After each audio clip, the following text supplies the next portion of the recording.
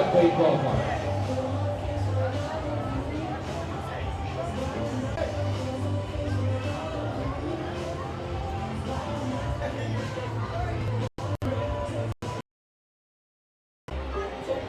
And now, ladies and gentlemen, boys and girls, on this Saturday night, a busy Saturday night here at Bethpage Ballpark, please turn your attention now to the pitching crowd here at Bethpage Ballpark. My privilege and pleasure to introduce to you Long Island Ducks on-field host, here's Jason Liddick. Thank you, Bullet Bravo Tony. Good evening, Bethpage Ballpark.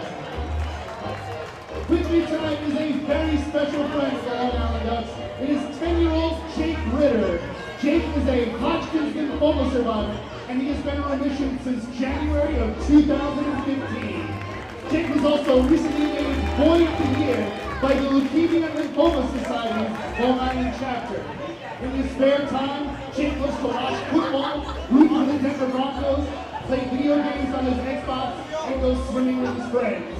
Joining him on the field tonight, we have his mother and father. Now let's give Jake a big round of applause as he throws out tonight's first pitch to Long Island Ducks, Buddy Harrelson. Jake, take it away.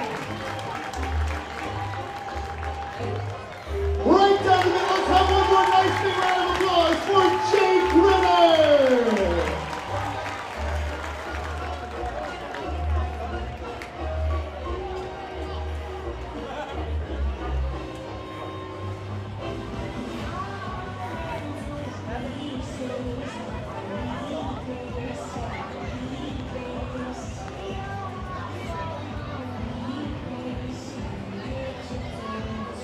And boys and girls, don't forget the Long Island Ducks Summer Baseball Clinics are coming up fast, and this year they're presented by our good friends from Stop and Shop.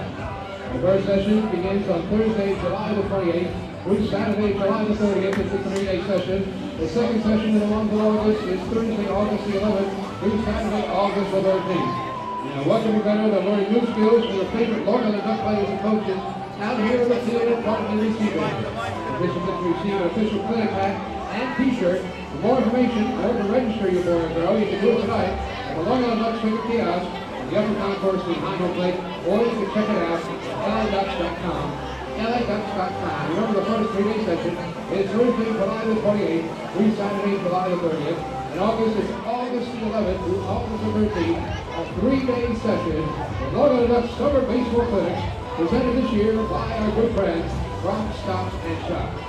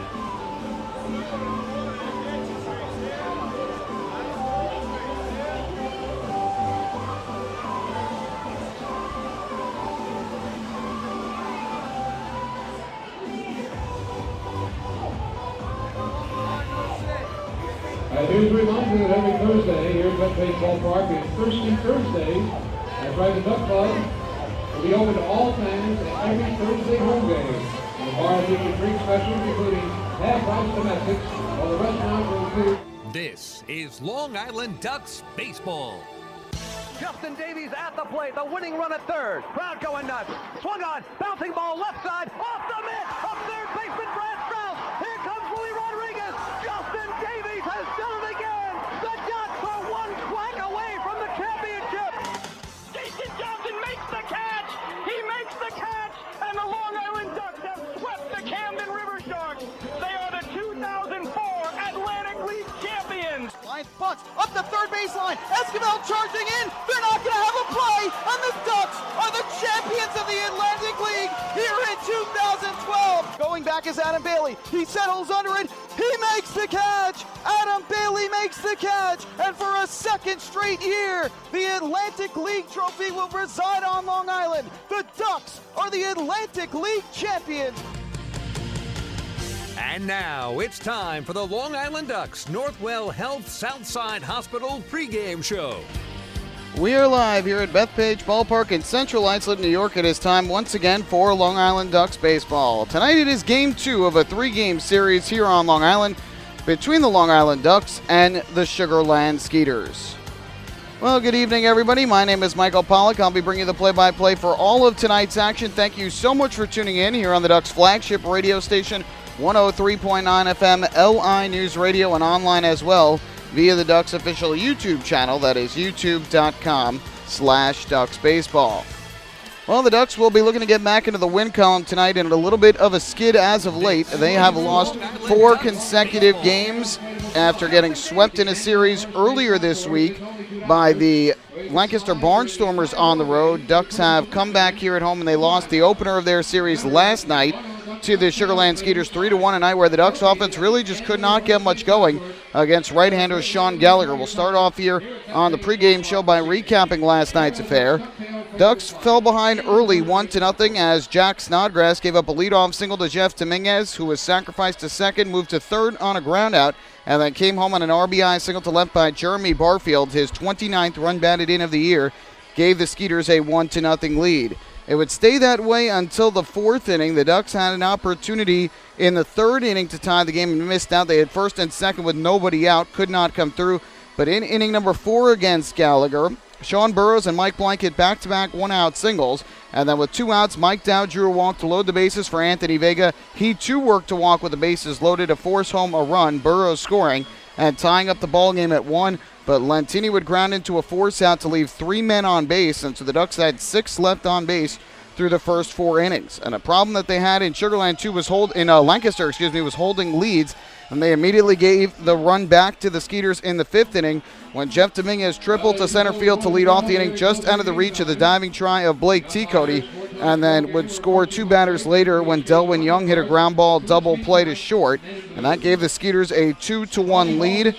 Ducks would not be able to get much going from the 5th through the 7th inning against Gallagher, and in the 8th inning they were able to get back-to-back one-out walks after Dan Lyons was robbed of an extra base hit leading off the inning. So Gotay and Colvin had walked, but Burrows and Blank both struck out swinging to end that threat. So we went to the 9th inning after the Skeeters had added another run in the 9th on a 2-out solo homer to left center by Jeremy Barfield, his 3rd of the year against Long Island and 8th of the year overall. And in the 9th inning, Derek Loop came on to try and pick up his 10th save of the year. He gave up a base hit to second base by Mike Dodd with 1 out in the inning. And then after getting the 2nd out, Lentini reached on an infield single to 3rd. Lyons drew a walk, and that loaded up the bases for Ruben Gotay. But Gotay would ground out to short to end the threat, and the Ducks fell by a count of 3-1. 3 runs on 10 hits for the Skeeters in the game. No errors. They left 11 men on base. The Ducks also leaving 11 on base and only managed to run on 6 hits and 1 error. Sean Gallagher, the winner, with 8 innings of 1-run ball, striking out 9. He improved to 4-3 on the year. Jack Snodgrass suffering the loss for the Ducks. He falls to 4-4 despite turning in another quality start with 6 innings of 2-run ball, gave up 7 hits and 3 walks while striking out 5. Derek Loop with the 1-2-3 inning in the 9th picks up his 10th save of the year, a scoreless inning in the 9th, not 1-2-3, but a scoreless frame. Game took 2 hours and 49 minutes in front of 4,623 at Bethpage Ballpark. We'll take a break here on the pregame show. When we come back, I'll be joined by a member of the Skeeters as outfielder Jeremy Barfield will sit down with me to talk about his time thus far with the Skeeters and his relationship with former Duck and his brother, Josh Barfield. Hey fans, this is Kevin Byers, manager of the Long Island Ducks, and you're listening to Ducks Baseball on Long Island's home for news, traffic, and weather, 103.9 LI News Radio. Northwell Health Southside Hospital in Bayshore is the healthcare heart of our community. We provide outstanding healthcare right here at home with centers of excellence in cardiology, orthopedics, neurosciences, women's health services, and much more. Experience counts, and Northwell Health Southside Hospital has been around for nearly a century of care. For more information, please call 631-968-3000 or visit us on the web at northwell.edu. Can't get enough of the Long Island Ducks? Well, now you can get even more inside info on your favorite hometown team through Facebook and Twitter. The Ducks are constantly updating fans through social media with scores, transactions, ballpark promotions, and much more. You can even win great prizes. All you'll need to do is make a free account on Facebook and Twitter, and then visit us at facebook.com/LIDucks and twitter.com/LIDucks. Think you're Long Island's biggest Ducks fan? Get connected now.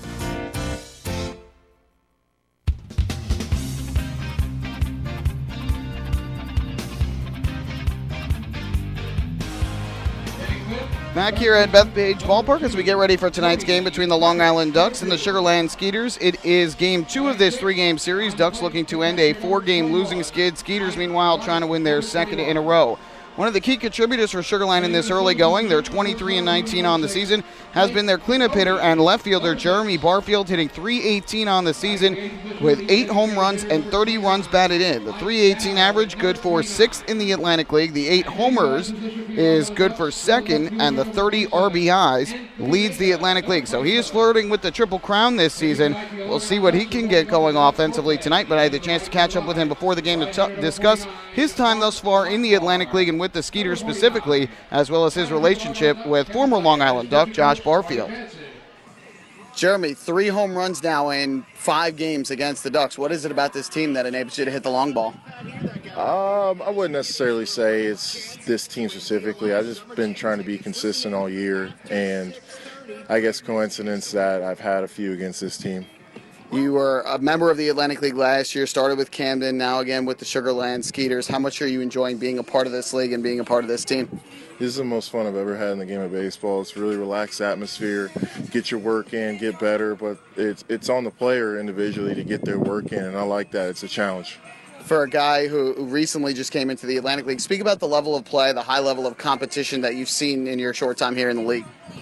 I mean, I consider this AAA baseball because you have a lot of veterans in the league, a lot of crafty pitchers. You don't necessarily have the quote-unquote prospects throwing 100, but you got guys that know how to pitch. You got hitters with approaches, and it's a really good environment to play in. Before you came into the Atlantic League, did you talk to your brother Josh at all about the league, about teams in the league, and where you might want to play?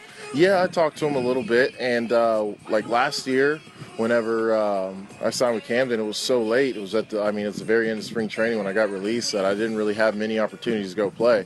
I mean, Camden was the 3rd team I contacted because I got a couple no's, and so I was just fortunate for the opportunity with Camden to try to make the most of it. What did Josh have to say at all when you did talk to him? What was some of his remarks about the league and his time here with the Ducks? Well, if you talk to my brother at all, it's hard to get words out of him, so he didn't say a whole lot. He just said he had a good time playing here, and it was at the end of his career anyway, so he didn't really have a lot to say, but what he did say was good. He said it was a good setup, good fans, good ballparks, and I would enjoy it. As a member of the Ducks, he was obviously part of that 2013 Atlantic League championship team. Seeing him, even though you weren't here watching it right away, but seeing him go and win that championship with the Ducks, did that give you more of a motivation to want to come and win one here in this league? Yeah, absolutely. The thing is, with this league, you don't want to be here to win a championship, but you want to contribute to your team for however long you are here. So seeing that, it was really cool to see him win a ring. And, obviously, if I'm here, I want to win, and that's the same with everybody, but the goal is for the league is to get picked up, so it kind of goes both ways. Jesse, obviously your father, a guy with a notable major league career. How much of an influence has he had on both you and Josh in your baseball careers? I tried to emulate him as much as possible when I was younger, and then as I got older, I've been trying to, be my own player, but it's nice to have just those my dad and my brother to talk to all the time, to pick their brains. And as I've gotten older, I developed my own habits, own routines, but I still have them. Now that they're both done with their careers, obviously Jesse a while ago, Josh recently, what are they both now up to? So my dad, he does a lot of alumni stuff with the Yankees and Blue Jays. He's been giving private hitting lessons for 15 years now, and Josh works in the front office for the Diamondbacks. So they're staying busy in the game of baseball, that's for sure. Awesome. Well, Jeremy, congratulations on the win for you guys last night, and best of luck the rest of the way here in 2016. Appreciate it. That is outfielder Jeremy Barfield for the Sugarland Skeeters talking about his season, and he has feasted on Ducks pitching thus far with 3 home runs in 5 games against Long Island this year. We'll take a break. When we come back, a look at the pitching matchup for tonight's game, the starting lineups, and then the first pitch of this middle game of the series between the Ducks and the Skeeters. Hey fans, this is Bud Harrelson, and you're listening to Ducks Baseball on Long Island's home for news, traffic, and weather. 103.9 LI News Radio. Northwell Health Southside Hospital in Bayshore is the healthcare heart of our community. We provide outstanding healthcare right here at home with centers of excellence in cardiology, orthopedics, neurosciences, women's health services, and much more. Experience counts, and Northwell Health Southside Hospital has been around for nearly a century of care. For more information, please call 631-968-3000 or visit us on the web at northwell.edu. Few places on earth offer the charm and excitement of Fire Island. At Fire Island Ferries, located conveniently at 99 Maple Avenue in Bay Shore, they offer convenient travel to Fire Island 7 days a week. Fire Island is quickly becoming a top destination for families of all ages. Experience the informal, carefree communities, the dazzling night scene, enjoy fine dining, or climb to the top of one of the tallest lighthouses in the United States. But there's only one way to get there, by calling Fire Island Ferries at 631-665-3600 today. For fare and scheduling information, please visit fireislandferries.com.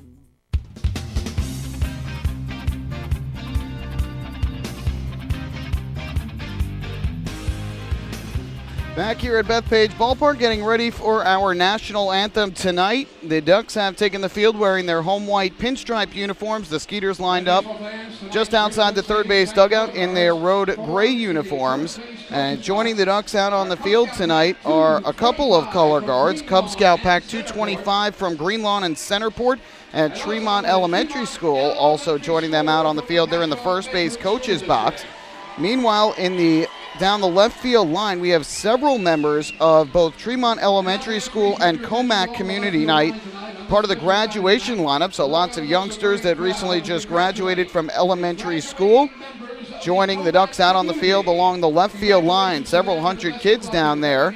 So congratulations to all of them, and momentarily we will have our national anthem this evening, which is also going to be performed by members of Tremont Elementary School. Good crowd on hand here for tonight's game. Many still making their way into the ballpark in excitement of the Grucci Fireworks Extravaganza that will go off after the game, but also for tonight's middle game of this three-game set.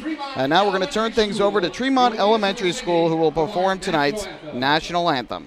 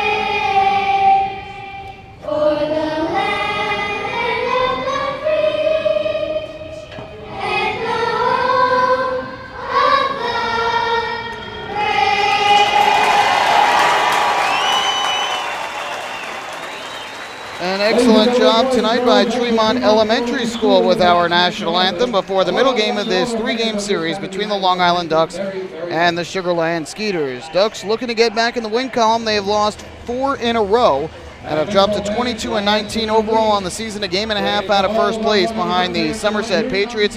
Meanwhile, the Skeeters have improved to 23-19 on the season, and with that, they're still 3 games, though, behind the first place York Revolution in the Freedom Division.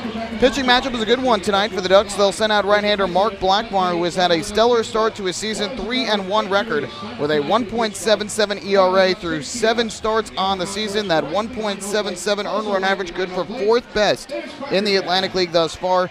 23 strikeouts to 12 walks in 40 2/3 innings, and is coming off of back-to-back no decisions, allowed 3 runs on 8 hits over 5 innings his last time out, and took a no decision in the Ducks' 12-3 win over the New Britain Bees last Sunday.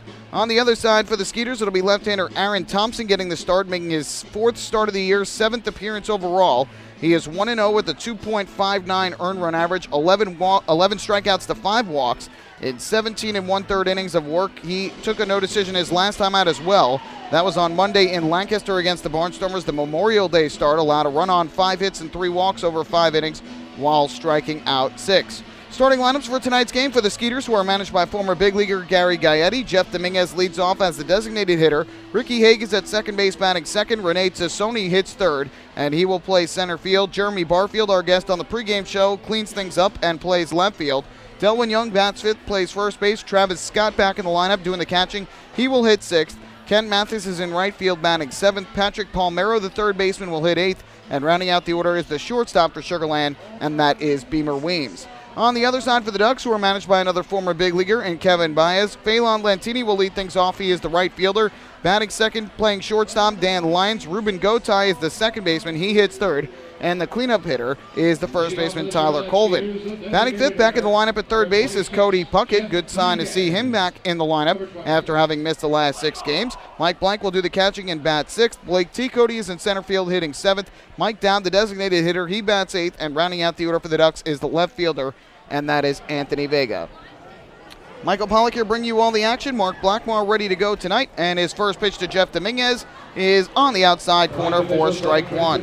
Services start time of the ball game is 6:37. 6:37, our official first pitch time here at Bethpage Ballpark, the 0-1, and that misses down low to even up the count at 1-1. Transportation Services temperature of the ball game. A very delightful 73 degrees. 73 degrees, the first pitch temperature here at Bethpage Ballpark. Very comfortable night, perfect weather for baseball. 1-1 is fouled off at the plate. Just getting a piece of it was Dominguez, and it looked like he fouled that one off of home plate umpire Silvio Martinez, who is bent over on the third base side of home plate outside the batter's circle. So not the way he certainly wanted to start the game as. I don't know where that hit him, but definitely a foul ball off the bat of Dominguez that must have caught him somewhere behind home plate. So the count is now 1-2. Ducks trainer Dottie Pitchford will come out of the dugout to check on him and make sure he is all right. Has not indicated any specific area as to where he might have gotten hit, but no longer in his crouch outside the batter's circle and just kind of standing off to the third base side. Fred DeJesus, who is umpiring at third base tonight, and David Speranza, the first base umpire, have come a little bit closer to home plate to check on him. DeJesus talking to Mike Blank and Mark Blackmore, the battery for the Ducks, while Speranza comes in to check as well. So a brief delay here with the count of 1-2 on the leadoff hitter Jeff Dominguez, who was a home run shy of the cycle last night. Picked up a single, a double, and a triple in that order in his first 3 at-bats, but flew out to left field in the 6th, grounded to short in the 8th. And so 2 opportunities to hit that home run, was not able to get it done. So he will try once again here tonight, the switch-hitting designated hitter for Sugar Land in the leadoff spot. Well, it looks like we're ready to go again as Dottie Pitchford heads back to the first base dugout and Silvio Martinez gets back behind home plate. Some applause from the crowd here at Bethpage Ballpark, and it'll be a 1-ball, 2-strike pitch coming up from Blackmore to Dominguez. Blackmore gets the sign from Blank, and the 1-2 offering is upstairs. Evens up the count at 2-2. The lights are on here at Bethpage Ballpark. Wind is blowing lightly from right to left. Mostly cloudy skies overhead, but nothing threatening. 2-2 misses the outside corner. Looked like a fastball that just ran away, so that'll run the count full at 3-2 on Dominguez, hitting .273 on the year coming into tonight. Payoff pitch on the way from Blackmore, and Dominguez will ground this one towards second. Ruben Gotay is there, his throw to first in time for the out. And there's one away in the top of the first inning. We mentioned earlier the Ducks are in their home white jerseys here tonight. The pinstripes, black on the jerseys and the pants. Orange Ducks logo on the front with the green number on the front and the back. Meanwhile, for the Skeeters, they're in all gray tonight after wearing the black jerseys with the gray pants last night. Those gray pants look very much like warm-up pants that you would see in a gym. First pitch, chopped on the ground, foul, third base side. And it's 0-1 on Ricky Haig, the second baseman, who's hitting .275 on the year with 4 homers and 10 runs batted in. Sugar Land going, though, with the road grays tonight with the Skeeter logo on the front, a blue number on the back. 0-1. That's a check swing on a breaking ball down and away. He did not go. Mike Blank does ask for an appeal, and David Speranza says no swing. So it's 1-1. Gray pants for the Skeeters. This is all a charcoal gray uniform, darker than the normal grays that you would see a baseball team wear. 1-1. Fastball taken on the outside corner for a called strike. And Blackmar quickly ahead at 1-2. Sugar Land again coming away with a win last night, 3-1 in the series opener after flying in from Texas earlier in the day. 1-2 pitch. Fastball just misses the inside corner. Blackmar wanted strike 3 there, just missed, and it's 2-2 on Haig. He'll be followed by Rene Tassoni, who is off to a great start this year for Sugar Land. 2-2 from Blackmar. And Haig is swinging a miss, strike 3. Sinker from the right-hander diving down in the zone. His first strikeout of the night and quickly 2 away. Well, defensively tonight for the Ducks, Anthony Vega gets the start in left field. The center fielder is Blake T. Cody, and around and right is Phelan Lentini. On the infield from left to right, Cody Puckett is at third base, Dan Lyons is the shortstop, Ruben Gotay at second, Tyler Colvin over at first. Behind home plate doing the catching is Mike Blank, and on the mound for the Ducks is the right-hander Mark Blackmar. First pitch to Rene Tassoni is a fastball taken on the outside corner for strike 1. Tassoni at .347 for Sugar Land. Now the 0-1 is down in the dirt for a ball to even up the count at 1-1 strike. He is the Skeeters' leader in batting average by almost 30 points, 29 points over Jeremy Barfield, who hits behind him. So you really can't pitch around one or the other with the way that those two have been hitting, and they usually follow each other in the order. 1-1.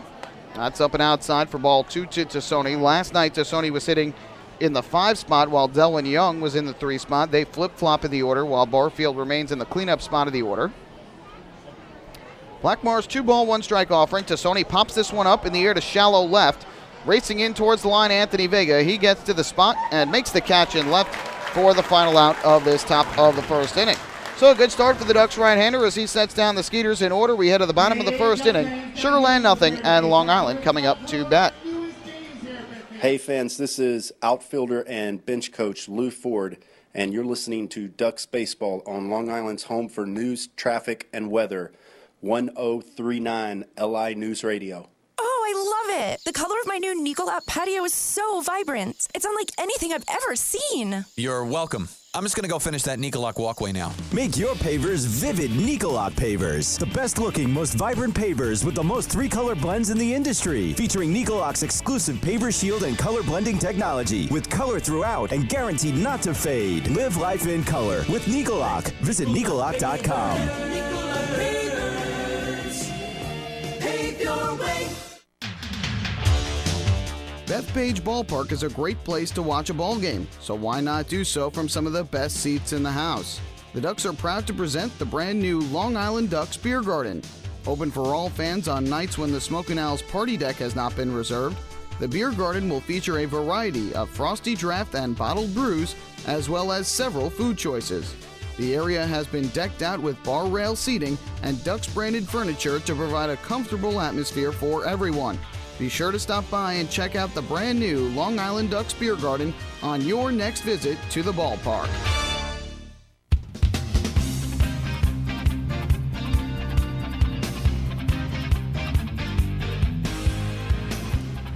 To the bottom of the first inning we go. No score in the early going between the Ducks and the Skeeters. The Ducks and Municipal Credit Union teaming up again this season to present the Walks with a Purpose promotion. Every time a Long Island Ducks player walks, Municipal Credit Union will make a donation to the Quacker Jack Foundation. Municipal Credit Union serving members since 1916.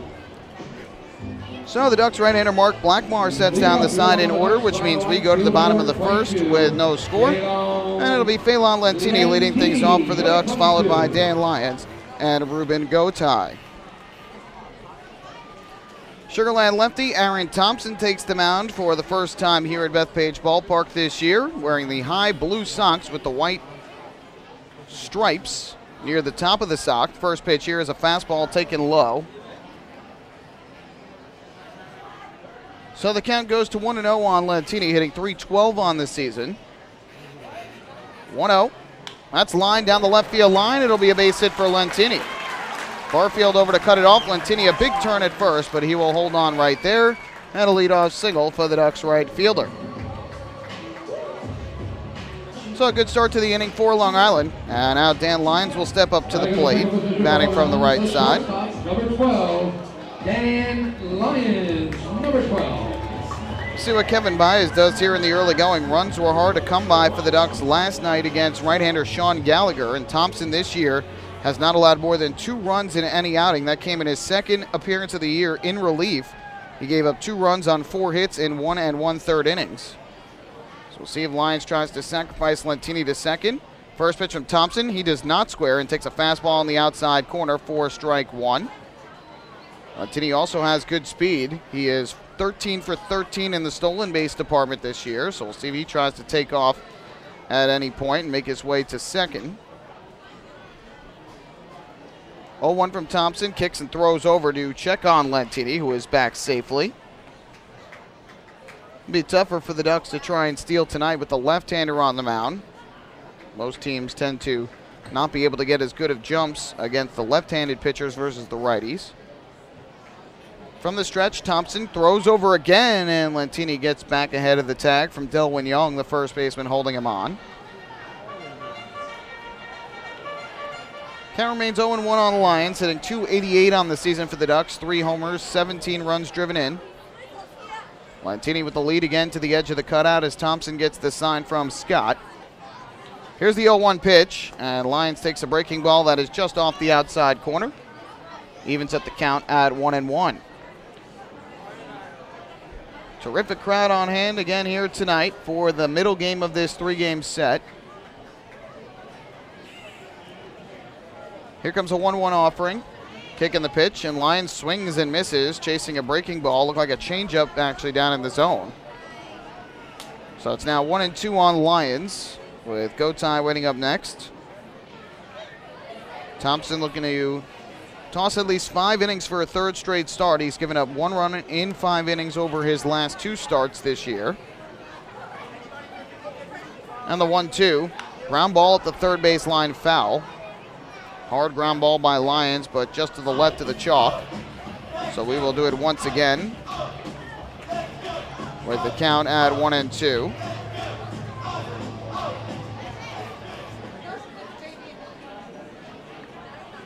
Lyons will dig back in from the right side as Lentini continues to lead from first base.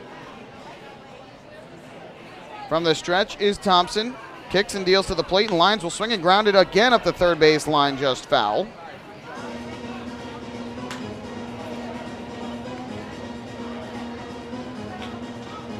So Lyons has had a couple good swings on 2-strike pitches and has grounded them just foul to the left of the line. So we will do it again at 1-2. Lyons has laid down 2 sacrifice bunts this year, but again, early in the game, often don't see Kevin Baez ask for it. 1-2. Fastball misses up high from the lefty. Evens up the count. Ducks were able to get a decent amount of runs in their 3-game series at Lancaster, but weren't able to get those big hits. And last night, again, the Ducks had trouble getting them. 11 men left on base and only 1 run denting home plate. Throw over to first again to check on Lentini, who is back safely. So we'll do it yet again at 2-2. No surprise, Thompson keeping a close eye on him.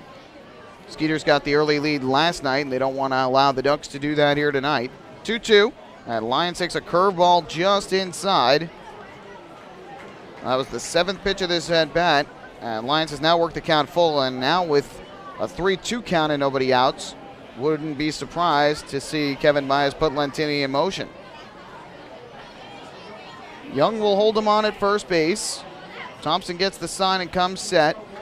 Payoff pitch. Lentini goes, and Lyons rips this one down the left field line. Fair ball. Base hit for Dan Lyons. Lantini around second. He heads to third. Kevin Baez waving him around third. He will come in to score. And Lyons in safely at second with the RBI double. 2 batters into the first, and the Ducks have a 1-0 lead.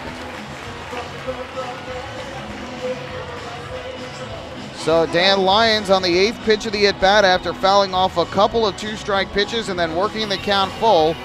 Pulls a double down the left field line to score Lantini from first, give Lyons his 11th double and 18th run batted into the year. And so the Ducks have the early lead.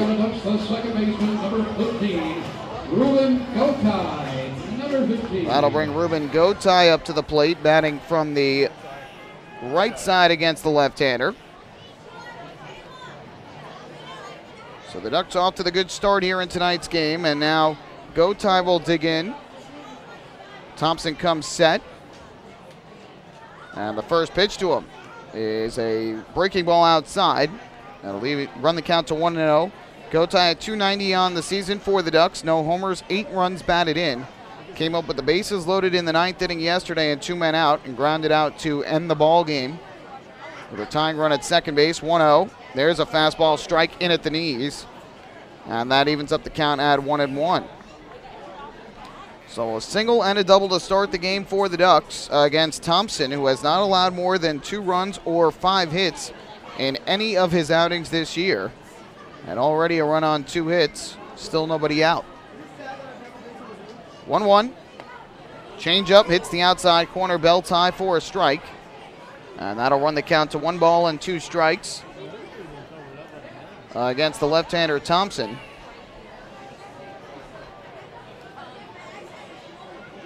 Lyons takes his lead off second with good speed.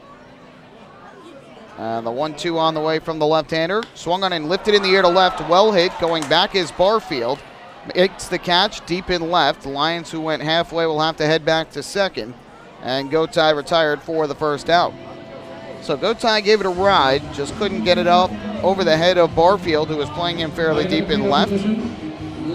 So there is the first out. Joining Barfield in the outfield tonight is Renee Tassoni, who is in center, and Kent Mathis, who is around in right.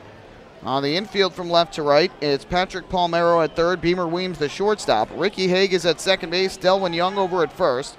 Behind home plate doing the catching is Travis Scott, and Aaron Thompson is on the mound. So with 1 on and 1 out, Tyler Colvin to the plate from the left side. And Thompson's first pitch to him is a fastball strike over the outside corner, 0-1. Colvin hitting .254 for the Ducks, 2 homers, 13 runs batted in. A little bit of a slump at the plate, has lowered that batting average. Now the 0-1. Colvin grounds this one to the right side. Couple hops for the second baseman Haig, who will throw over to first for the putout. Lyons will cross over to third on the play. And so now Lyons at third base with 2 out, and it'll be Cody Puckett's turn to bat. Hitting in the fifth position, long on the duck, third baseman number 2, Cody Puckett, number 2. So here is Cody Puckett to the plate, the third baseman and 5-hitter batting from the right side for the Ducks.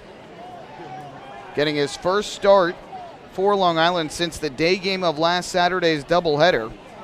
Missed the night game and Sunday's game, all 3 in Lancaster, and did not start last night. First pitch here is taken for a strike on the outside corner, 0-1. He did pinch hit late in the game in the 9th inning and popped out foul at first. So 6 games without a start. Now back in the lineup, 0-1. And he swings and grounds one to third, but gobbled up right there by Palmero. His throw to first is in time for the out, and that will retire the side. Ducks are able to get a run on 2 hits in the first inning. No errors. They leave a runner at third. And after 1 inning of play here at Bethpage Ballpark, the Ducks have the 1-0 lead over the Skeeters. Hey fans, this is right-handed pitcher John Brownell, and you're listening to Ducks Baseball on Long Island's home for news, traffic, and weather, 1039 LI News Radio. Municipal Credit Union is a proud sponsor of the Long Island Ducks. For 100 years, MCU has helped New Yorkers achieve their goals with competitive financial products and services. Meet your important or unexpected needs with an MCU personal loan. Whether it's the cost of moving, a family vacation, or even home repairs, an MCU personal loan is a simple solution. To learn more about how an MCU personal loan can work for you, visit nymcu.org today. MCU, celebrating 100 years of service.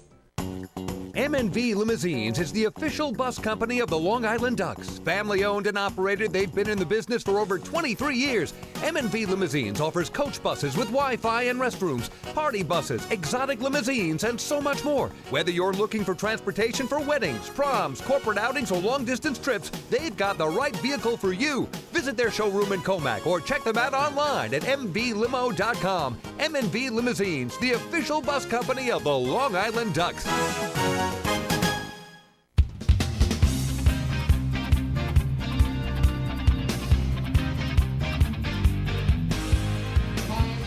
Ducks with an early 1-0 lead over the Skeeters as we go to the second inning at Bethpage Ballpark. Time for the Ducks Health Report, which is brought to you by Island Shore Physical Therapy, the official therapist of the Long Island Ducks. Currently, Lou Ford is out on the disabled list for Long Island. One of their top hitters is out with a hamstring injury. He suffered that hamstring injury last Saturday in Game 2 of the day-night doubleheader against the Bees.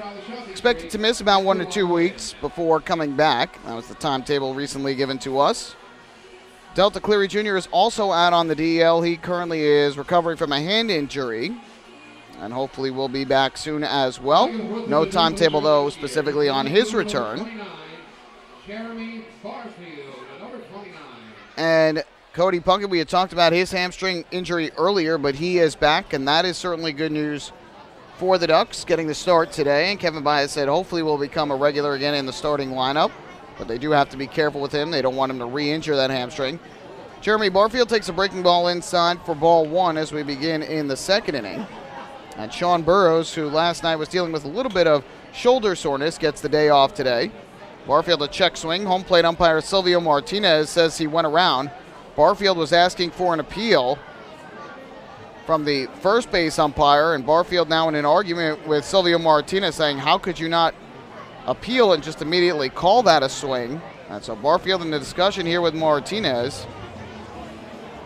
Gary Gaetti was starting to come down from the coach's box at third, but he remains where he was. 1-1, and Barfield is swinging a foul tip into the glove of Blank on a high fastball. It's 1-2. I currently only see 2 umpires out on the field. It looks like Silvio Martinez Jr. is behind the plate, and it looks like Fred DeJesus is now over at first base. The 1-2, and that misses up and in for ball 2. David Speranza, who was the first base umpire, does not appear to be on the field right now. We'll try and get an update, but it looks like only 2 umpires at the moment. 2-2 fastball misses outside, and that will run the count full at 3 balls and 2 strikes. Payoff pitch on the way from Blackmar, kicks and deals, and this swung on and grounded towards third. Backhanded by Cody Puckett. Fair along the line. His long throw to first. Nice scoop out of the dirt on the backhand by Tyler Colvin. And there's the first out of the second inning. Not the easiest of hops for Tyler Colvin, but made a nice scoop out of the dirt on the throw over from Puckett. Hitting in for Sugarland, first baseman number 24, Delwyn. So 1 away as Barfield heads back to the third base dugout, and that will bring up Delwyn Young, the switch-hitting first baseman, who will bat from the left side.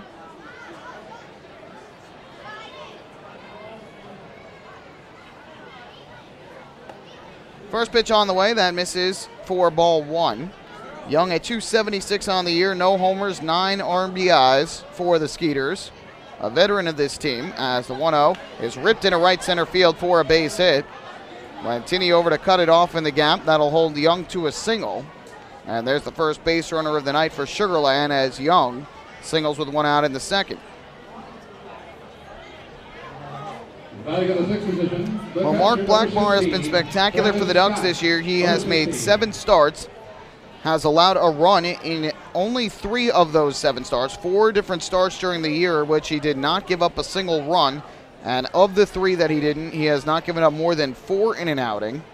1 on April 30th here against Southern Maryland, 4 here on May 12th against Somerset, and 3 against New Britain here last Sunday as he misses outside for ball 1 to Travis Scott. All 3 hitters starting this inning off with a first pitch ball.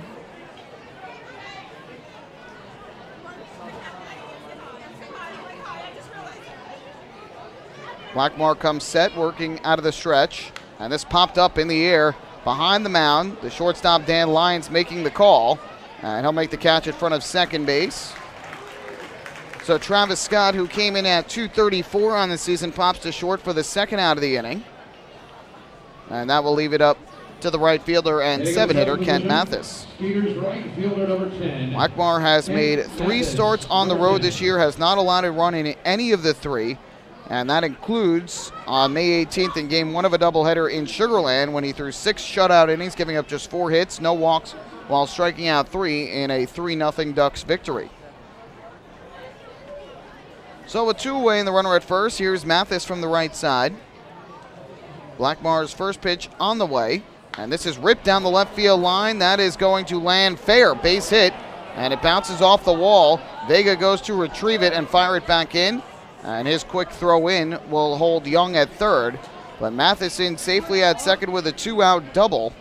And now Sugar Land with the tying run at third, the go-ahead run at second, and 2 men out. Back to the 8th position, third baseman, number 6. Well, we talked about this yesterday. 2 of the Ducks' biggest issues during their 3-game sweep at Lancaster, when they were swept in all 3 games, was their inability to prevent opponents from scoring 2-out runs, and their inability to hold leads. First pitch from Blackmore coming to Patrick Palmero, and this is taken outside for ball 1. In all 3 games, the Ducks had taken a lead and immediately lost that lead in the next half inning. And last night, the Ducks, scoring their only run in the 4th, immediately gave the run right back in the 5th. So here Blackmore trying to avoid that happening again after they take a 1-0 lead in the bottom of the 1st inning. The 1-0 to Palmero. Blackmore deals, and the breaking ball here misses inside. Blackmore now behind at 2-0. And here in this inning, with 2 outs and a runner at first, Mathis, first pitch swinging, doubles down the left field line for the 2-out extra base hit. And now 2 in scoring position for Palmero, and a good hitter's count at 2 balls and no strikes. Blackmore will have to dig deep to try and get out of this jam. 2-0 pitch from the righty on the way. And Palmero takes a fastball upstairs, ball 3. So Blackmore in danger of walking Palmero. That would load up the bases for the shortstop and 9-hitter Beamer Weems. And even though Sugar Land won yesterday, they did leave 11 men on base. Lots of missed opportunities to put the Ducks away early in the game. They will certainly try and avoid that again happening tonight. 3-0. Palmero swings away, and he misses 4-strike 1. Surprising to see him get the green light. I have seen Gary Gaetti do that a few times before. And Palmero gets the green light to swing away against Blackmore at 3-0 and cuts through the fastball for strike 1. Still a good hitter's count, though, for the third baseman, who's hitting just .225 on the year. Blackmore comes set. Here's the 3-1 pitch, and Palmero takes inside ball 4. So a 2-out walk to Palmero is going to load up the bases for the Skeeters in the second inning. And that will leave it up to the shortstop, Beamer Weems. Hitting in the 9th position for Sugar Land, the shortstop, number 4, Beamer Weems. Number 4.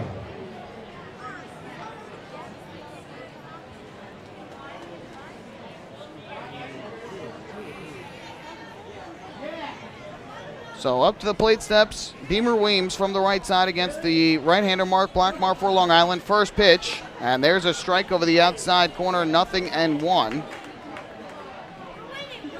Weems is hitting just .183 on the year for the Skeeters, 1 home run and 7 runs batted in. Yesterday was in the 7th spot of the order. Tonight moves down to the number 9 spot. 0-1, a swing and a miss by Weems, out in front of it. Runs the count quickly to 0-2, and now Blackmore a strike away from getting out of further trouble. So a single with 1 out, a double and a walk with 2 outs have loaded the bases for Sugar Land. Blackmore trying to keep the Ducks in front by a run. Here's the 0-2 from the right-hander. And Weems will swing and miss, strike 3. Late on the sinker from Blackmore. Second strikeout of the night for the Ducks right-hander, and he gets out of the jam in the second inning. So no runs on 2 hits and a walk for the Skeeters. They leave the bases loaded. We head to the bottom of the second. Long Island still in front, 1-0. Hey fans, this is shortstop Dan Lyons, and you're listening to Ducks Baseball on Long Island's home for news, traffic, and weather. 1039 LI News Radio. Hey PSEG Long Island customers. Want to learn how to save on your electric bill? Here's one way. You can save up to $100 each year by simply replacing 10 incandescent bulbs with CFL or LED bulbs. Want to save even more? Take our online home energy survey. It's free. It takes just 10 minutes to complete, and it may save you hundreds more.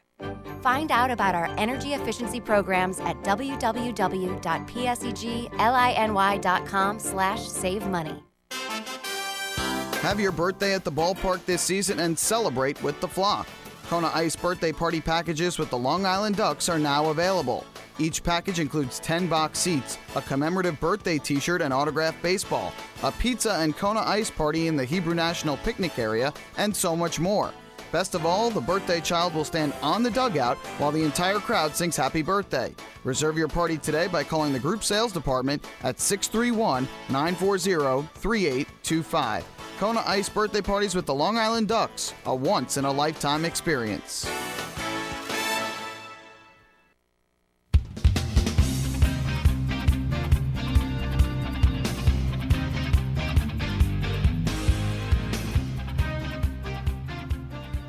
Back here at Bethpage Ballpark, we go to the bottom half of the second inning. Ducks with a 1-0 lead. There has been a change behind home plate as Silvio Martinez Jr., who in the top of the first inning took a foul ball off of some part of his body. I couldn't tell exactly where it was. And was shaken up. He was able to stay in for the rest of that inning, as well as the bottom of the first and the top of the second, but has come out of the ball game. David Speranza, who was umpiring at first base at the start of the night, is now behind home plate calling balls and strikes. So right now a two-man umpiring crew. Fred DeJesus, who called balls and strikes last night, is in the field. And Speranza behind the plate. Up to the plate steps Mike Blank for Long Island, and he takes a fastball strike over the inside corner from Aaron Thompson. And it's 0-1. So a good job by Mark Blackmore to get out of the self-induced jam, as he gave up a double and a walk with 2 outs in the inning before striking out Weems to leave the bases loaded. 0-1, and Blank takes a breaking ball up and away to even the count. Blank at .266 for Long Island, 3 homers and 15 runs batted in. Second year as a Duck, the 1-1, and that fastball misses low to run the count to 2 balls and a strike. Blank will be followed by T. Cody and Dowd in this second inning. 2-1. Ripped down the left field line by Blank heading into the corner. That is going to be a foul ball. Blank flirting with extra bases down the left field line. A solid piece of hitting, but just a hair out in front of it, and it goes foul down the line. So that'll even up the count at 2-2.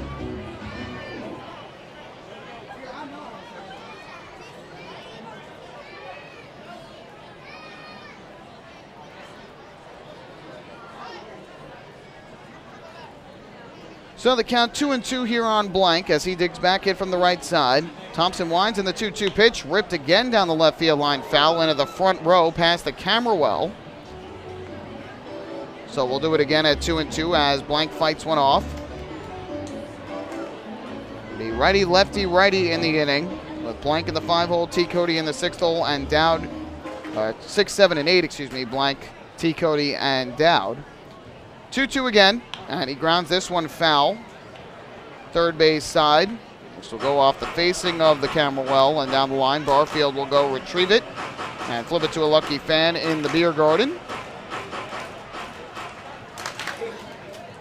Ducks looking to get the offense going. A good start to the game as they get the lead in the first. And now trying to get some good swings against Houston native Aaron Thompson. 2-2 pitch, and this is fouled straight back to the screen behind the plate. So we will do it yet again. 2 balls and 2 strikes. This will be the 8th pitch of the at-bat from Thompson to Blank. Infield playing straight away. 2-2 again. That misses upstairs to run the count full. Biggest open real estate is up the middle right now. The shortstop Weems shaded a bit over toward his right And the third baseman, Palmero, playing closer to the line at third than Young is at first. So now the 3-ball, 2-strike pitch from Thompson to Blank. Kicks and fires, and Blank swings, and it's a high pop-up in the air to the left side of the infield. The third baseman, Palmero, is settling under it, and he is able to make the catch for out number 1. So on the 9th pitch of the at-bat, Thompson wins the battle with Blank for the first out of the inning, and that'll bring up the center fielder, Blake T. Cody. Center fielder, number 6, Blake T. Cody, number 6. So here's Blake T. Cody batting from the left side. First at-bat of the night for him against fellow left-hander Aaron Thompson. First pitch, and he takes a fastball strike over the inside corner, 0-1. T. Cody at .244 on the season for the Ducks, 3 homers, 9 runs batted in. 0-1 pitch, and this is taken again for a strike, fastball at the knees. So Thompson quickly ahead at 0-2. Ducks looking to stick in the first half race as they're now a game and a half back of Somerset. T. Cody a little flare out in the left field. Jeremy Barfield moving in, and he will make the catch to retire T. Cody for the second out of the inning. Still 29 games to go, including this one in this first half. But Long Island, who had taken a lead in the Liberty Division, has now fallen back into second place thanks to the Somerset victories over the last 2 nights. Or last night, I should say, and then previously on Wednesday night. That put Somerset back in front. Both teams lost on Thursday. And on a Patriot win over the Bluefish last night, a Ducks lost, made it a game and a half. Mike Dowd to the plate, and he takes a fastball low, ball 1. Dowd off to a splendid start to his season, .351 on the year, with no homers and 14 runs batted in. Serving as the DH tonight for Long Island. Here's the 1-0, and Dowd takes low and away for ball 2 from Thompson.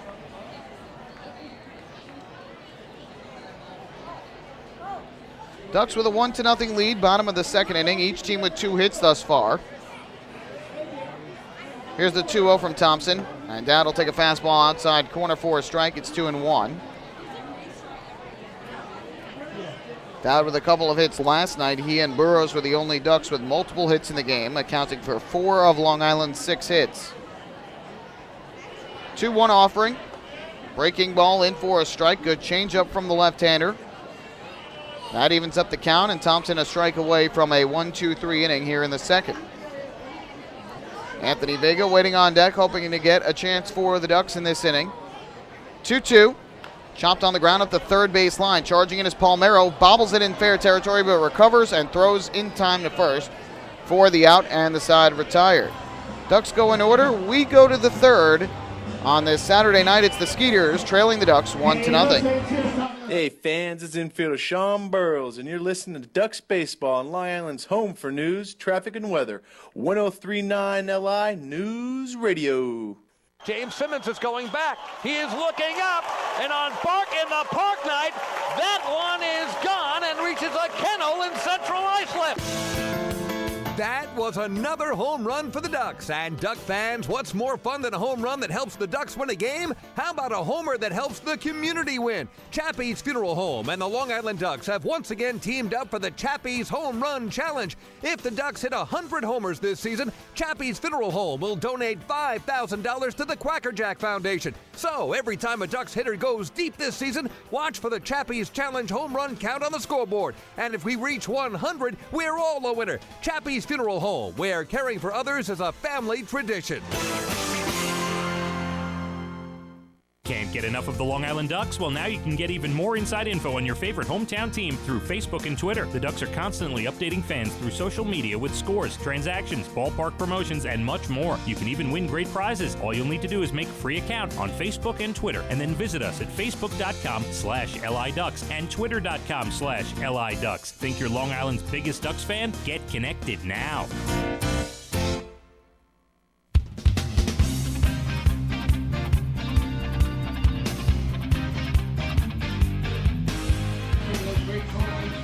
On to inning number 3. Ducks with a 1-0 lead over the Sugarland Skeeters here in the second game of a 3-game series. That'll wrap up tomorrow afternoon, a 1:35 start here at Bethpage Ballpark.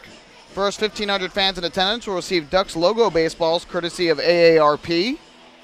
And in addition, it's a Sunday Family Fun Day. So prior to the game, fans invited onto the field for an autograph session. That'll take place from 12:50 to 1:05. And after the game, kids and kids at heart can take part in Kids Run the Bases, presented by Bethpage Federal Credit Union. Tell you how you can get your tickets after the first pitch from Mark Blackmar.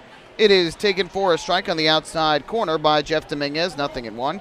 Get them at the Bethpage Ballpark box office. You can also go online to liducks.com. 0-1.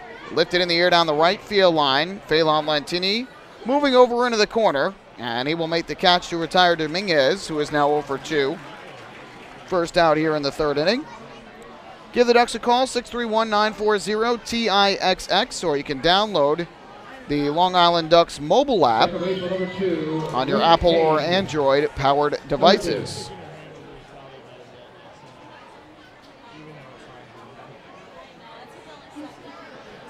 So with one away, up to the plate steps the second baseman, Ricky Haig.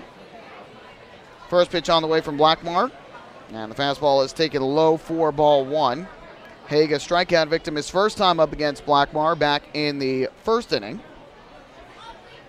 1-0 here is grounded foul, third base side to even up the count at 1-1. We did receive an update on home plate umpire Silvio Martinez Jr., who left in the middle of the second after getting hit with a foul ball in the first inning. He's doing okay, but could not continue in the game. Had to come out after trying to stay in the rest of the first and the top of the second inning. 1-1, and Haig grounds this one to third. Tough hop for Puckett, who dropped it initially but recovers. His throw to first, though, is wide as it pulls Tyler Colvin off the bag. And safe at first on the error is going to be Ricky Haig. So Puckett tried to field it on the backhand and couldn't come up with it cleanly initially, dropped the baseball, and then he tried to throw over to first, and his throw would have been in time, but it pulled Tyler Colvin off the bag for Puckett, his fourth error of the year. And Haig is on with one out in the top of the third inning.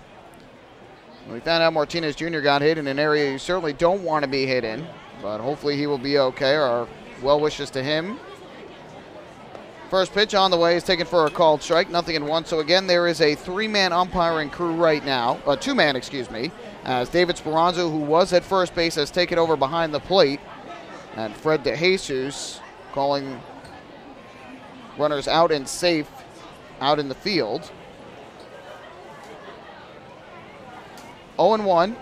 Pitch on the way is grounded to first. Leaping try by Colvin, but it's over his head and down the right field line. Haig around second. He will go to third as Lantini fires it into go tie. So a ground ball by Rene Tassoni bounces over the head of Tyler Colvin at first. Number 29, Jeremy Barfield, number 29.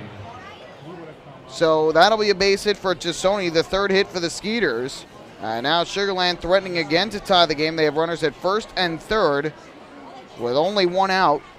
And up to the plate steps the left fielder, Jeremy Barfield. Tassoni now 1 for 2 in the game.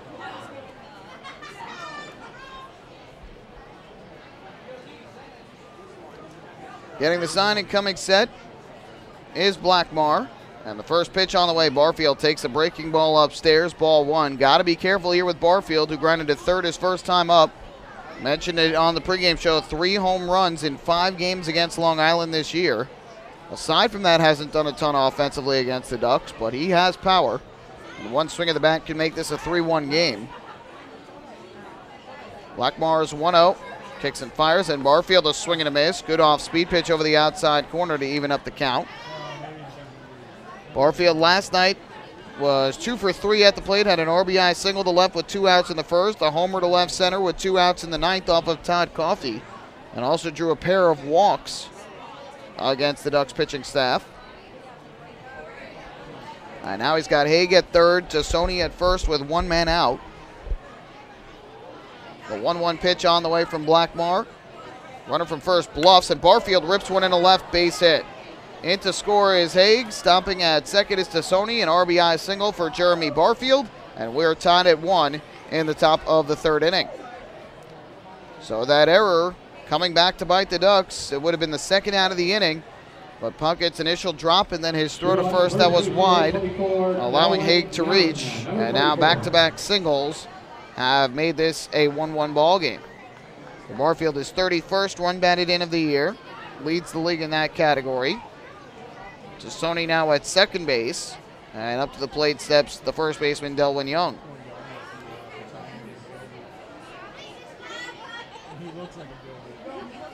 First pitch from Blackmar on the way. Young will swing and miss at a good breaking ball. Count 0-1 on Young, who singled to right field his first time up. A liner over the head of Gotay, the second baseman. Blackmar gets the sign from Blank and comes set. The 0-1. Kicks and deals, and Young will swing and lift this one in the air to left field towards the line. Long run over for Vega. He'll get to the spot and make the catch. Runners will retreat to their previous base, and Young retired for the second out of the inning. Catcher number 16, Travis Scott. So the one run that has scored in this inning unearned against Blackmar since Haig had reached on the error, and that would have been the Young fly out, the third out of the inning, had that play been made on Haig's ground ball. So any runs that score at this point would be unearned runs. Blackmar, though, trying to keep it right here at 1-1. Here is the catcher, Travis Scott, who will hit from the left side for Sugar Land. From the stretch, first pitch, Blackmar kicks and deals, and Scott will take a strike. Good changeup from the right-hander, 0-1 the count. Scott a pop up to short in his first at-bat back in the second inning. He's got 6 homers on the year, 17 runs batted in, has a good amount of power, but does not really hit for average well. Coming in at just .234 on the season. 0-1 on the ground foul, first base side. Hits off the facing of the camera well. And the count quickly, 0-2 on Travis Scott.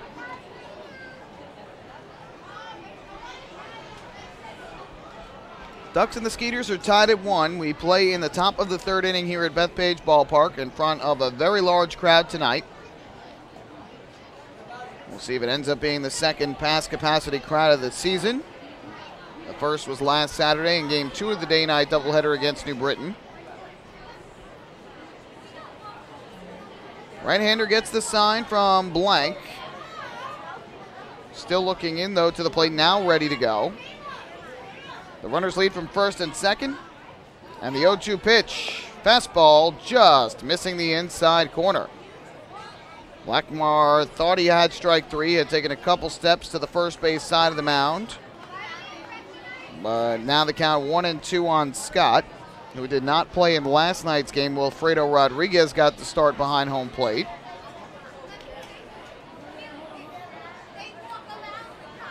One-two from Blackmar, kicks and deals, and Scott will take down and in. Did not bite this time. And he works the count even at 2-2. Skeeters making Blackmar work here in the early going. Already up to 50 pitches on the night. 30 of them for strikes. And now Blackmar will have to deal a 2-ball, 2-strike pitch to Travis Scott. Gets the sign, comes set. Here's the 2-2, and Scott takes a fastball on the inside corner, a called strike 3. Scott did not like the call from David Speranza, the home plate umpire, but Blackmar gets the strikeout, and that is his third of the night, and avoids further trouble in inning number 3. So for the Skeeters, they get 1 unearned run in the inning on 2 hits and 1 error. They leave 2 more on base, and we head to the bottom half of inning number 3 with the Ducks and the Skeeters tied up at 1. Hey fan, this is outfielder Delta Clear Jr. You're listening to Ducks Baseball on Long Island's home for news, traffic, and weather, 1039 LI News Radio. Long Island's Ford Giant is bigger and better than ever. Sayville Ford celebrating the grand opening of their new state-of-the-art showroom featuring enclosed service drives, luxurious customer lounge, and a larger selection to choose from. Get giant savings on hundreds of new and used vehicles in stock. Sayville Ford's grand opening celebration is going on now. Visit SayvilleFord.com or download the Sayville Ford app today to learn more about Sayville Ford's grand opening savings. Call 631-589-4800 today.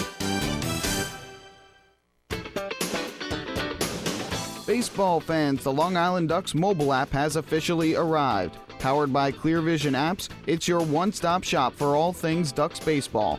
Buy tickets straight from your mobile device. Receive game status updates with push notifications. Check out up-to-the-minute news and scores and interact with the Ducks on social media. Best of all, it's free. Download the Ducks mobile app today by visiting the App Store on your Apple-powered device or Google Play on your Android-powered device. The Long Island Ducks mobile app, with you wherever you flock to.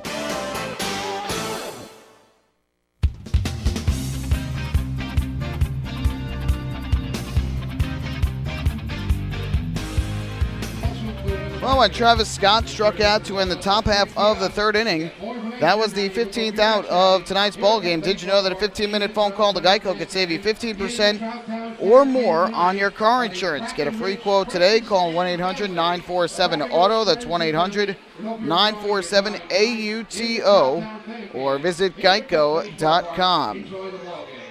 So Anthony Vega will lead off for Long Island as the Ducks look to get the lead back. An unearned run thanks to the Cody Puckett error in the top of the third inning, allowing the Skeeters to eventually tie up the ballgame in the RBI single by Jeremy Barfield. So it'll be Anthony Vega, Phelan Lentini, and Dan Lyons, 9-1-2 in the order for the Ducks here at inning number 3 against Aaron Thompson.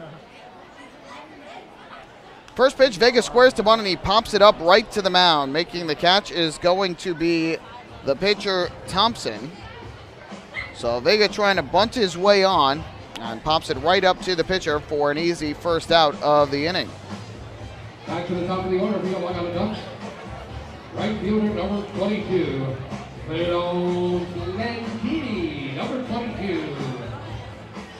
So with one away, that is going to bring up the leadoff hitter in the lineup, Phelan Lentini, who singled and scored back in the first inning.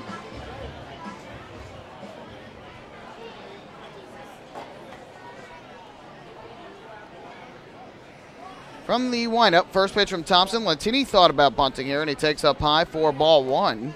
So after Vega tried to bunt and pumped out, Lentini went to square, but ended up holding up. The count 1-0 on Lentini. Ducks with 2 hits in the game, 1-0, and that breaking ball is in for a strike. Count 1-1. First 2 hitters of the game for the Ducks picked up hits. The single by Lentini, the RBI double by Lyons. Next 7 have been retired in order by Thompson, the 1-1, and this is hit on the ground to the left side. Shortstop Beamer Weems picks it up. His throw to first and a good stretch by Young is able to retire Lentini for the second out. Quickly, 2 Ducks retired on just 4 pitches in this third inning. Well,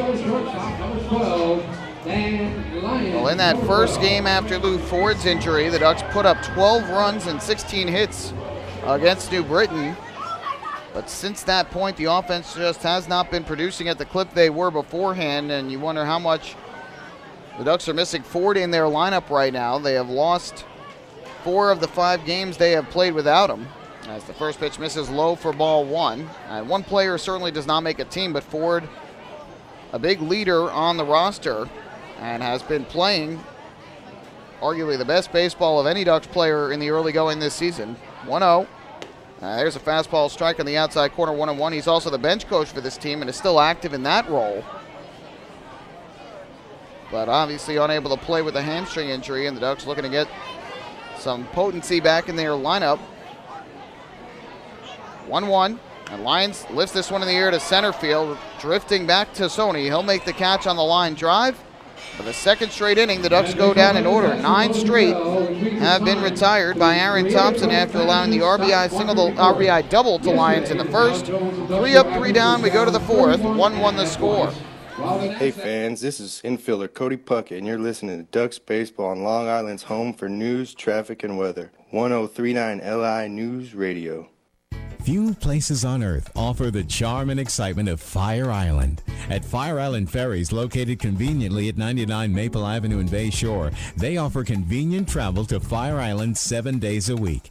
Fire Island is quickly becoming a top destination for families of all ages. Experience the informal, carefree communities, the dazzling night scene, enjoy fine dining, or climb to the top of one of the tallest lighthouses in the United States. But there's only one way to get there, by calling Fire Island Ferries at 631-665-3600 today. today. For fare and scheduling information, please visit FireIslandFerries.com.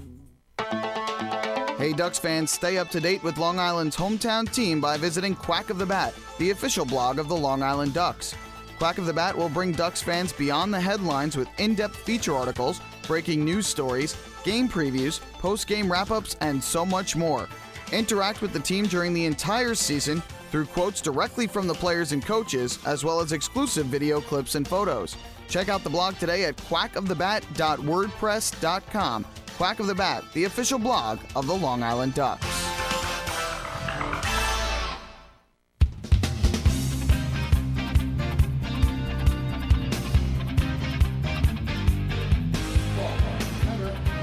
We head to the fourth inning at Bethpage Ballpark. Long Island Ducks, Sugarland Skeeters all tied at 1. And as we head to the fourth, it's time for our fourth inning trivia where we test your knowledge of the Long Island Ducks, the Atlantic League, and baseball as a whole. Well, tonight's starter for the Sugarland Skeeters, lefty Aaron Thompson, has played with 2 teams in the big leagues, the Minnesota Twins and the Pittsburgh Pirates. He made his major league debut in 2011. And we want to know who the first player was that he struck out in his major league career.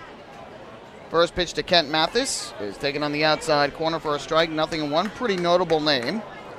We'll let you think about it. We'll give you the answer in the bottom half of the fourth. Who was the first strikeout victim of Aaron Thompson in his big league career? Made 52 appearances, 1 start in the major leagues. As here, a pop-up in the air to second base by Kent Mathis. Dan Lyons, the shortstop under it. He'll make the catch. Mathis now 1 for 2 after doubling in his first at bat. And he's retired here for the first out of the top of the fourth. That'll bring up the third baseman, Patrick Palmero. Skeeters third base, number 6, Patrick Palmero, number 6.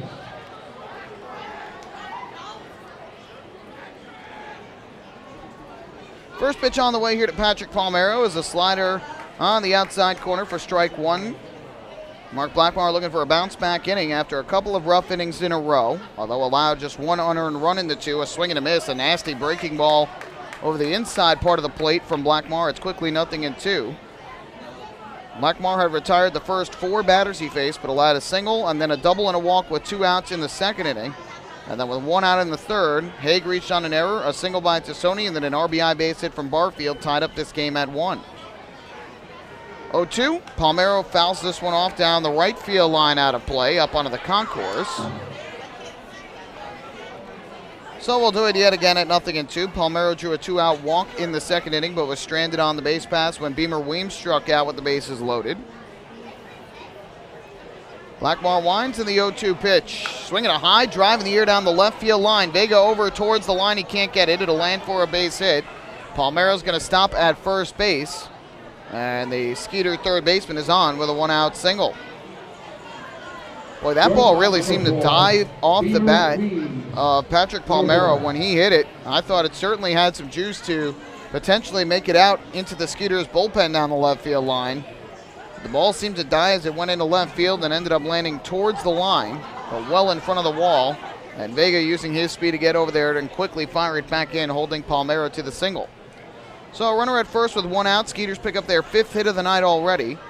And now Beamer Weems, the shortstop, a 9-hitter to the plate from the right side. First pitch from Blackmar, and Weems will swing and fist this one in the air to right. Phelan Lantini drifting back a couple steps. He'll make the catch. Back to first goes Palmero, and there's the second out of the fourth. So 2 down and a runner at first, and back to the top of the order again for Jeff Dominguez. Designated hitter, number 26, Jeff Dominguez. Number 26. Dominguez, the switch hitting DH, batting from the left side against the right-hander Mark Blackmar. He'll dig in as Blackmar looks in for the sign. First pitch on the way from Blackmar, and that fastball misses low and away for ball 1. So far, Dominguez 0 for 2 at the plate. A ground out to second in the first and a fly out to right in the third. Sugarland has left 5 men on base already through the first 3 innings. And now the 1-0. Blackmar set at the belt. kicks and fires to the plate. Dominguez swings, lines one in the air to right center field. Drifting back, Blake T. Cody. The Ducks center fielder will have a beat on it and make the catch for the final out of the fourth. Blackmore allows just a one-out single to Patrick Palmero. No runs in, and one more runner left on base for Sugarland. We head to the bottom half of inning number 4. Ducks and the Skeeters all square at 1.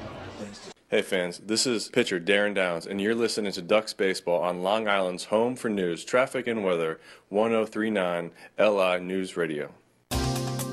Hey, Ducks fans, the official hotel of the Long Island Ducks is the Upsky Long Island Hotel in Hauppauge. It's centrally located on the north shore of Long Island and offers a home away from home for both business and leisure guests. The Upsky Long Island Hotel features an indoor pool, 24-hour business center, a fitness center, and complimentary Wi-Fi in all guest rooms. Enjoy the contemporary American cuisine at the Fountain Grill restaurant or grab a quick bite to eat at Cafe Pronto. Best of all, it's only minutes from Bethpage Ballpark. The Upsky Long Island Hotel, the official hotel of the Long Island Ducks. Call 231-1100 today. That's 631-231-1100. Family fun every time. Beautiful evening for baseball. Big action every time. He reaches up, it's gone! Great value every time. And the Ducks have won it 7-1.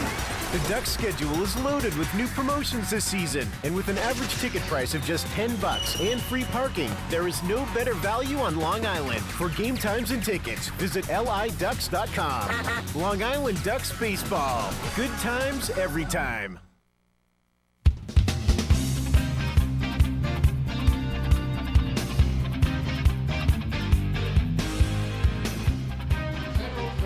To the bottom of the 4th inning, Ducks and the Skeeters are tied up at 1 apiece. It is time for the answer to tonight's 4th inning trivia, where we test your knowledge of the Long Island Ducks, the Atlantic League, and baseball as a whole. We gave you the question in the top half of the 4th inning. Aaron Thompson, in his major league career, spent time with the Twins and the Pirates, made his major league debut in 2011, and we wanted to know who his first strikeout was. And we told you he's a pretty prominent name. We'll give you the answer after this first pitch from Thompson to Ruben Gotay, which is taken for a strike, 0-1. The answer, designated hitter and first baseman for the Texas Rangers. It was Prince Fielder, who was Thompson's first major league strikeout in 2011. Fastball here, misses outside to even the count at 1-1 on Gotay. That year, Thompson was a member of the Pirates and made four appearances, 1 start, was 0-0 with a 7.04 ERA. As Gotay takes up and away to run the count to 2-1. Went on to post a 2.45 ERA in 7 appearances with the Twins in 2014. 2-1, misses outside, another ball. It's 3-1. Last year pitched in the big leagues with Minnesota. Made 41 relief appearances, but was 1-3 with a 5.01 ERA. And now a member of the Sugarland Skeeters. 3-1 to Gotay. In a matchup of former big leaguers, Gotay takes a strike. That'll run the count full. Gotay a fly out to left field in his first at-bat back in the first inning. Started a string of 9 straight retired by Thompson after the RBI double by Dan Lyons. So it'll be a 3-2 coming up from Thompson. Gets the sign, winds, and the payoff pitch. Swinging a ground ball up the middle into center field, base hit. So a good start to the 4th inning for the Ducks as Gotay singles up the middle. And with 1 on and nobody out, Tyler Colvin, the first baseman, will come up to bat. We mentioned earlier that Thompson, a resident of Houston, Texas, he is one of 6 players on the Skeeters roster. He's one of 8 on the Skeeters roster with major league experience, but one of 6 on Sugarland's roster that hails from the state of Texas, where the Skeeters play. First pitch to Tyler Colvin, popped up in the air, third base side. Long run for the third baseman, Palmero, into foul ground on the warning track, and he makes the basket catch over his shoulder. Nice grab by Patrick Palmero down the third base line, and on 1 pitch, Tyler Colvin is retired. He's now 0 for 2 tonight and has seen a total of 3 pitches, and that's the first out of the 4th inning. The 6 players with Texas connections, Jeremy Barfield, who was born in Houston, Texas, and went to San Jacinto College. Roy Merritt, a lefty starter, was born in Houston, Texas, and attended Nimitz High School in Irving, Texas, outside of Dallas. First pitch here to Cody Puckett, and he will swing and foul this one back over the screen behind home plate, 0-1. Puckett a ground out to third his first time up. Ricky Haig, the second baseman, was born in Houston, Texas, and attended Rice University. Shortstop Beamer Weems attended Baylor University. Barrett Lukes was born in Houston and attended Texas A&M. Weems was not born, though, in Texas, and so he does not count as one of the six. Weems currently resides, though, in Waco, Texas. So Barrett Lukes, again, born in Houston and attended Texas A&M. Patrick Palmero, born in Colleyville, Texas, and attended Colleyville Heritage High School. 0-1. Puckett takes outside on a changeup to even the count. And Aaron Thompson, who we mentioned, the lefty starter, attended Second Baptist High School in Houston, Texas, and still resides in the city of Houston, which is about 25 to 30 minutes outside of Sugar Land. 1-1. High drive in the air to deep left field by Puckett. Barfield goes back, turns, looks, and you can forget it. Welcome back to the lineup for Cody Puckett after missing 6 games in the starting lineup. Hits a 2-run home run in his first game back, and the Ducks retake the lead. They're in front 3-1 in the bottom of the 4th inning. Good swing of the bat by Cody Puckett, and hits a line drive over that left field wall in front of the scoreboard. For Cody Puckett, his 4th home run of the season, and the lead is 2 for Long Island. So give Puckett his 21st and 22nd runs batted in of the year. First homer of the night for either team, and the Ducks have that lead back after seeing it lost in the top of the 3rd inning. Here's Mike Blank to the plate from the right side and takes a fastball low. Count goes to 1-0.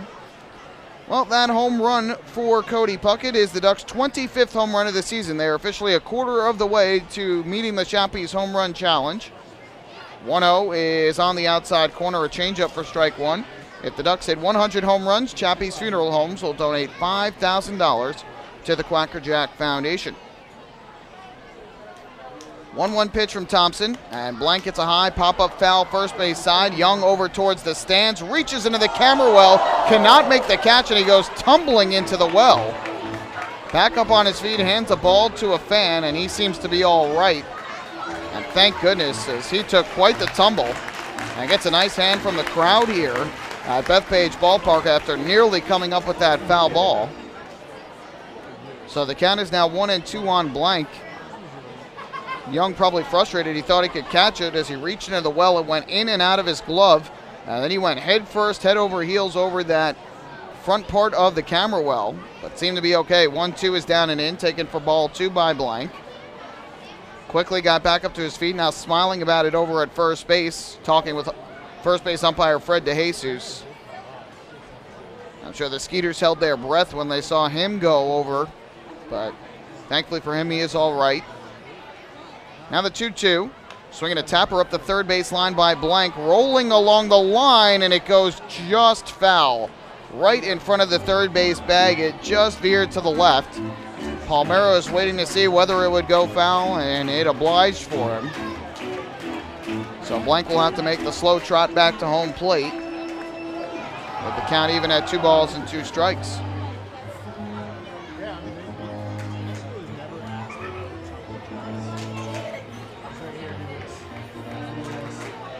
Blank last night for the Ducks was 1 for 4 at the plate with a single. All 6 of Long Island's hits were singles. Meanwhile, the Skeeters had 3 extra base hits, the double, the triple from Dominguez, the homer from Barfield. Blank takes inside and he hit him. Looked like it caught him down on the leg. Might have bounced and then hit him in the leg, but either way, a hit by pitch. So a runner at first base with 1 out, and up to the plate will step Blake T. Cody. Ducks center fielder number 6, Blake T. Cody, number 6.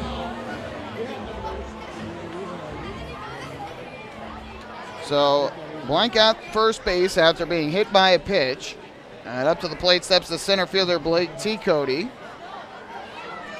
He'll bat from the left side. First pitch from Thompson to him, and that's lifted high in the air to left field. Moving to his right and now back towards the corner is Barfield. He'll make the catch. So T. Cody on one pitch, flies out to left field for the second time tonight. Now with 2 men out, that's going to leave it up to the designated hitter, Mike Dowd. Designated hitter, number 29, Mike Dowd, number 29.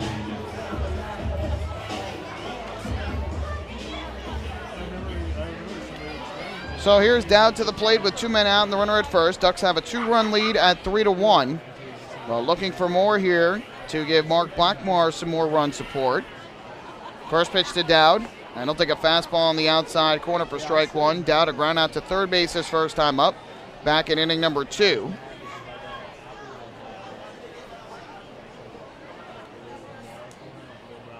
Second baseman Ricky Haig shades a little bit up the middle here, while the third baseman Paul Merrill plays right along the line. 0-1. Ground ball, weakly hit to short. Charging in his Beamer Weems. He fields and throws on to first low, but dug out nicely by Delwyn Young, and that'll retire the side. Ducks take the lead back, though. They get 2 runs on 2 hits, including the 2-run home run left by Cody Puckett in his first game back in the starting lineup since the day game last Saturday. No errors, 1 runner left on base. 4 complete tonight here at Bethpage Ballpark, and it's the Ducks leading the Skeeters by a count of 3-1. Hey fans, this is pitcher Patrick Kreider, and you're listening to Ducks Baseball on Long Island's home for news, traffic, and weather, 1039 LI News Radio.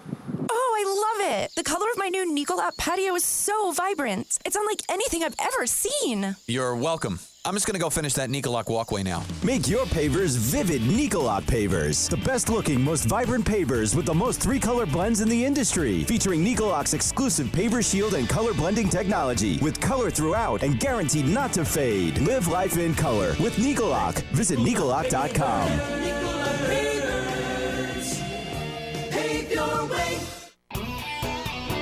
Enjoy the ultimate VIP fan experience at Bethpage Ballpark this season by taking in a Ducks game from the exclusive Trout Town Fan Can. Presented by Roscoe Beer Company, the Fan Can is available for rental at all Ducks home games. It features 12 Dream Seat theater-style padded seats, beverage holders, an air-conditioned atmosphere, and an incredible view of the game. Packages are now available with food and beverage included. To reserve your Fan Can outing today, call the Ducks Group Sales Department at 631-940-3825. The Trout Town Fan Can at Bethpage Ballpark. Your VIP experience awaits.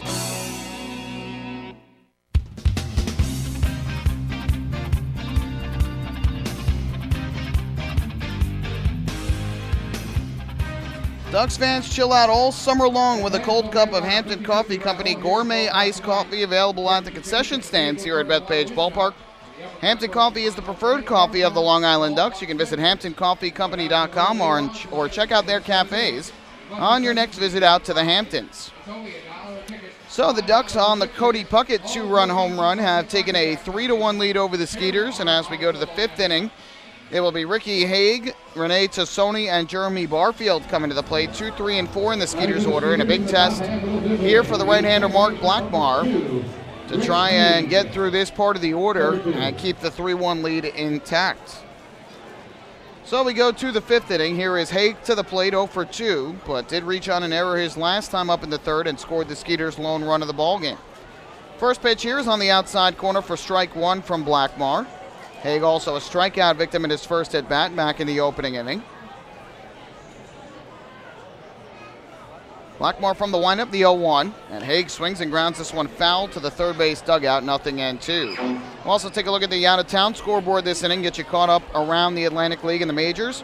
No score right now, top of the 3rd inning in Bridgewater, New Jersey. Somerset Patriots against the Bridgeport Bluefish. Former Long Island Duck Sean Garceau making his TD Bank Ballpark debut as a member of the Patriots tonight on the mound. 0-2 to Haig, breaking ball off the end of the bat, foul to the first base side. Meanwhile, the Bluefish countering with Blake Beaven, a Texas native. He is on the mound. So no score through the first 2 innings there. Bluefish with 3 hits and the Patriots with 2. Another 0-2 on the way from Blackmar to Haig.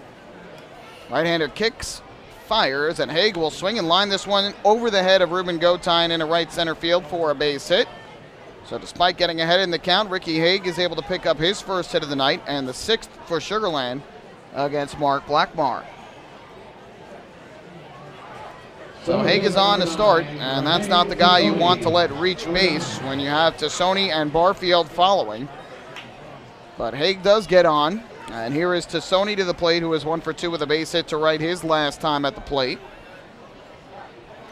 He'll dig in from the left side as Blackmar gets the sign and comes set at the belt. Throw over to first, and Haig back safely. Haig has some speed, but has not stolen a base yet this year. He is 0 for 2 in attempts. Cody Puckett, the Ducks' third baseman, playing right behind the edge of the infield grass to guard against a bunt, but with Tassoni at the plate, I don't expect that happening, especially with Sugar Land down by 2 runs. Blackmar ready, another throw over, and again back safely is Ricky Haig. Meanwhile, the New Britain Bees have a 3-0 lead over the Southern Maryland Blue Crabs, bottom half of the 5th inning at New Britain Stadium. Tim Sexton, the starter tonight for Southern Maryland. Sean Havlin getting the start for New Britain. First pitch from Blackmar, and Tassoni is swinging a foul ball at the plate. Just got a little piece of it off to the first base side, 0-1. Anthony Hewitt has driven in 2 for New Britain. Meanwhile, Jovan Rosa has the other RBI. And it's again a 3-0 lead for the Bees, bottom half of the 5th inning.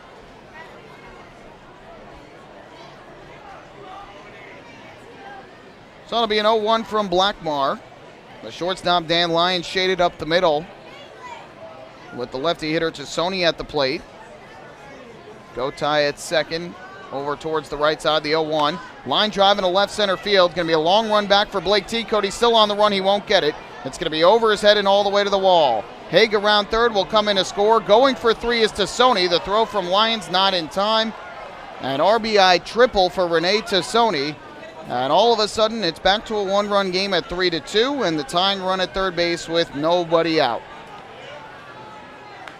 It's been incredible to see the Ducks pitchers' inability over these last 5 games to hold leads. But earlier tonight, the Ducks take a 1-0 lead. Blackmar able to hold it until the 3rd when he allows an unearned run. And after Cody Puckett's 2-run home run in the bottom of the 4th, immediately the Skeeters, 2 batters into the 5th, have gotten a run closer. Now have the tying run at third, nobody out, and the dangerous Jeremy Barfield at the plate. So for Tassoni, picks up his 11th run batted in of the year, and that is his 2nd triple. First pitch to Barfield, he went around on a half swing, and the count 0-1. Barfield 1 for 2 on the night. He grounded to third base in the 2nd inning, then delivered an RBI single to left field in the 3rd.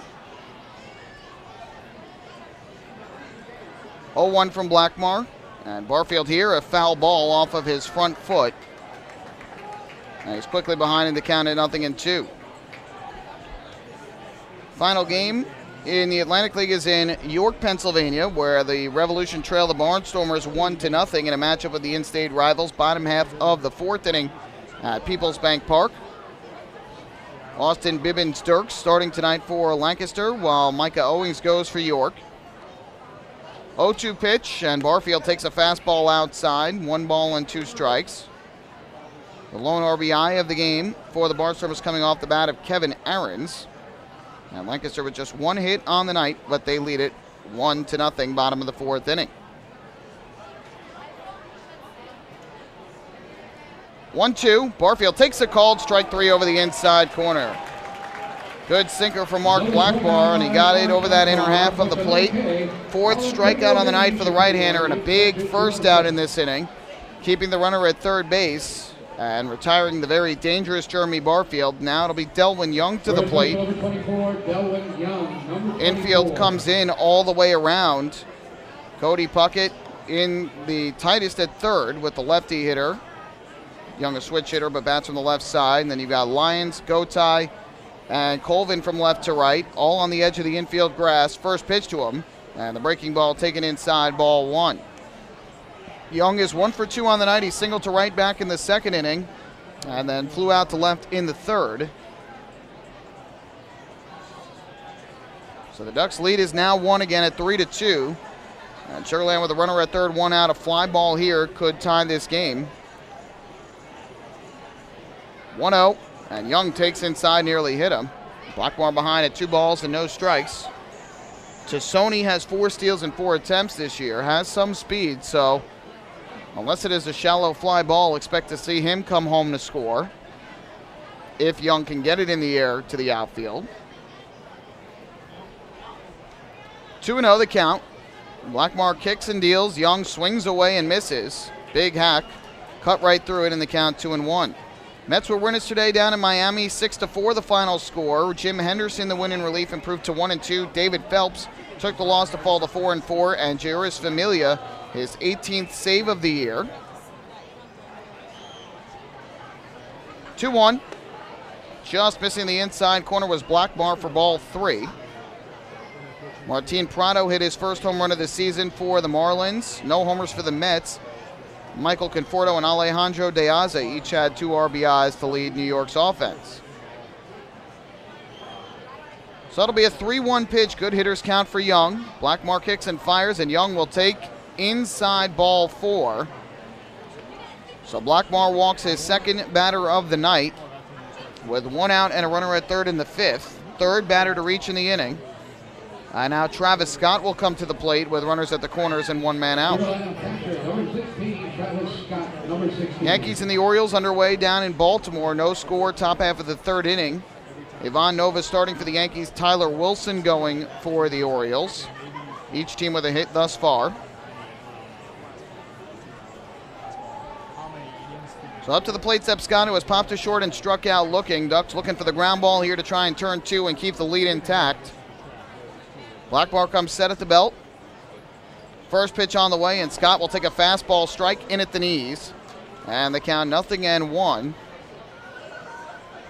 Blackmore has worked himself into trouble in 3 of the 5 innings in this game.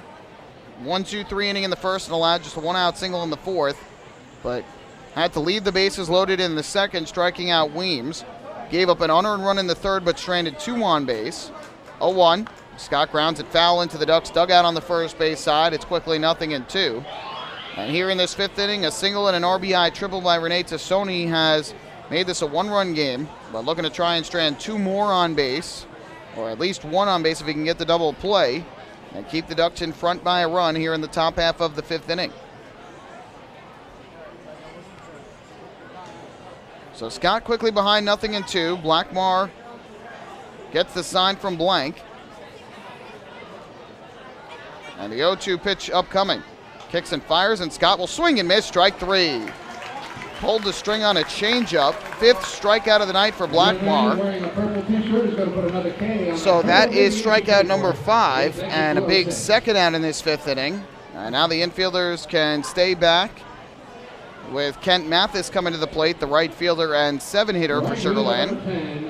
Kent Mathis, number 10. We've seen this a lot from Blackmore lately.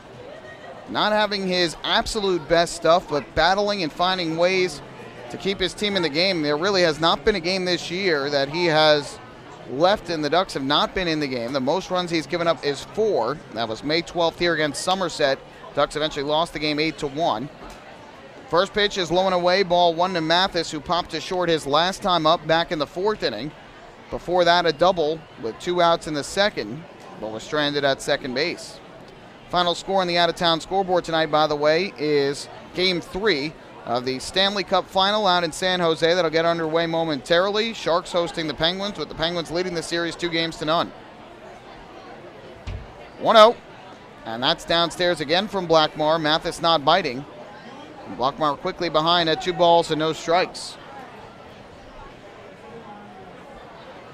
So the Skeeters have cut the Ducks' lead to 3-2. And they've got the tying run at third, the go-ahead run at first with 2 men out. Young, the runner at first, does not have much speed. Tassoni, the runner at third base, with the better speed of the 2. 2-0 from Blackmore. Kicks and fires, and then Mathis takes a nice curveball that drops in knee-high for a strike. Mathis looks back at Speranza, nods his head. So the count is 2-1. If Mathis reaches Patrick Palmero, who's been on base twice tonight, waits in the on-deck circle.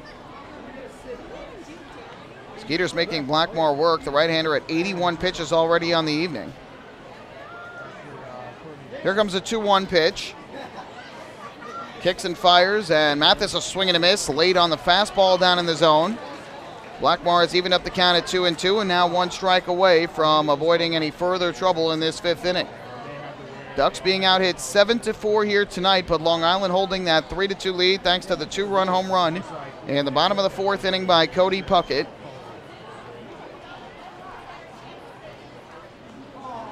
Two ball, 2 strike pitch coming up as Blackmar looks for the sign from Blank. He's got the pitch he likes. And here comes the 2-2. Kicks and fires, and this swung on and grounded foul to the third base side. Just getting a piece of it was Mathis, and we'll do it again at 2-2. Ducks looking for the win here tonight, not only to even up this series, but end a 4-game losing skid. Sugar Land trying to get the win to guarantee themselves a road series victory before the finale tomorrow. Lions way over into the third base hole. Puckett right along the line at third. And the 2-2 pitch. Fastball misses down and away from Blackmar. That'll run the count to 3-2. So that'll release Young from first on the pitch and give him a head start. Blackmar trying to avoid a third walk in this game, which would load up the bases for Palmero.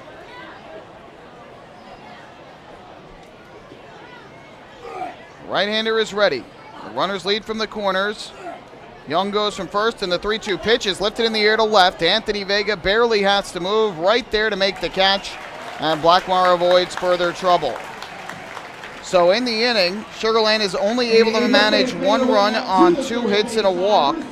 No errors. They leave 2 more on base and have left 8 men on through the first 5 innings tonight. We're halfway through at the Duck Pond, and Long Island leads 3-2. Hey fans, this is catcher Mike Blank, and you're listening to Ducks Baseball on Long Island's home for news, traffic, and weather, 1039 LI News Radio. Municipal Credit Union is a proud sponsor of the Long Island Ducks. For 100 years, MCU has helped New Yorkers achieve their goals with competitive financial products and services. Meet your important or unexpected needs with an MCU personal loan. Whether it's the cost of moving, a family vacation, or even home repairs, an MCU personal loan is a simple solution. To learn more about how an MCU personal loan can work for you, visit nymcu.org today. MCU, celebrating 100 years of service. Take your group out to the ball game this season and enjoy all the fun of Ducks baseball at discounted prices with the picnic area, luxury suites, the Smokin' Owls party deck, the Trout Town fan can, and so much more. Bringing your group to the game will be an unforgettable experience. The Ducks even offer opportunities to sing the national anthem, serve as the Ridgewood Savings Bank color guard, be the Nicolak Dream Team, put on a pregame performance, or shag fly balls during Ducks batting practice. To book your outing today, call 631-940-3825 and ask for the group sales department. Long Island Ducks Baseball. Good times every time.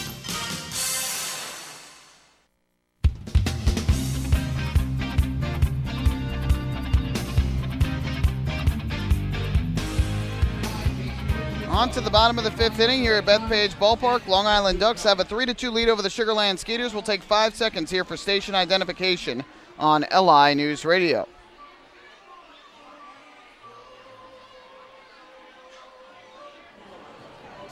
Michael Pollack here with you on this lovely Saturday evening for baseball. Thank you so much for tuning in via the Ducks flagship radio station, 103.9 FM LI News Radio, and online via the Ducks official YouTube channel, youtube.com/DucksBaseball. Good job by Mark Blackmar after allowing the first 2 batters to reach in the 5th and having a runner at third with nobody out, preventing him from scoring. Anthony Vega to the plate, and he will take a breaking ball strike on the outside corner, 0-1. And that enables the Ducks to stay in front 3-2. Aaron Thompson back to the mound for his 5th inning of work, the 0-1, and Vega takes downstairs to even up the count. Thompson thus far through the first 4 innings has thrown 63 pitches, 43 for strikes. Allowed the RBI double in the first by Lyons and the 2-run home run in the 4th by Puckett. Vega, a line drive back to the mound, hits off of Thompson. He recovers, throws to first, and it gets past Young. Heading for second is going to be Vega. The throw to second from Young, that is going to be not in time. Vega is there safely.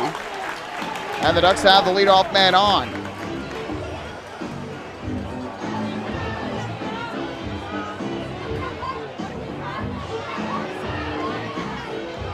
So Anthony Vega, as they come out to check on Thompson, who took that hard line drive back to the mound, looked like right off his midsection or his quad, coming out to check on him. It'll be an infield single for Vega, allowing him to reach first. I think he might have made it to first anyway, and after that hard line drive hit by Thompson, not easy to recover and be able to make that throw.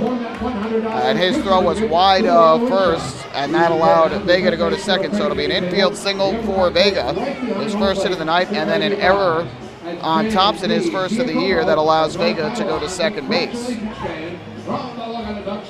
So the Skeeters trainer, Max Mahaffey, out checking on Thompson to make sure he's all right. Manager Gary Gaetti is out there as well to look at him as he throws some warm-up pitches. And again, I couldn't see exactly where that hit him. It looked like it might have been off his left thigh or the midsection.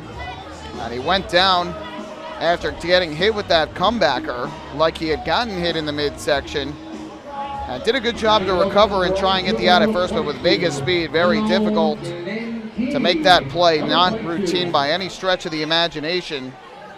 So that's why an infield single for Vega, and then the error allowing him to go to second base.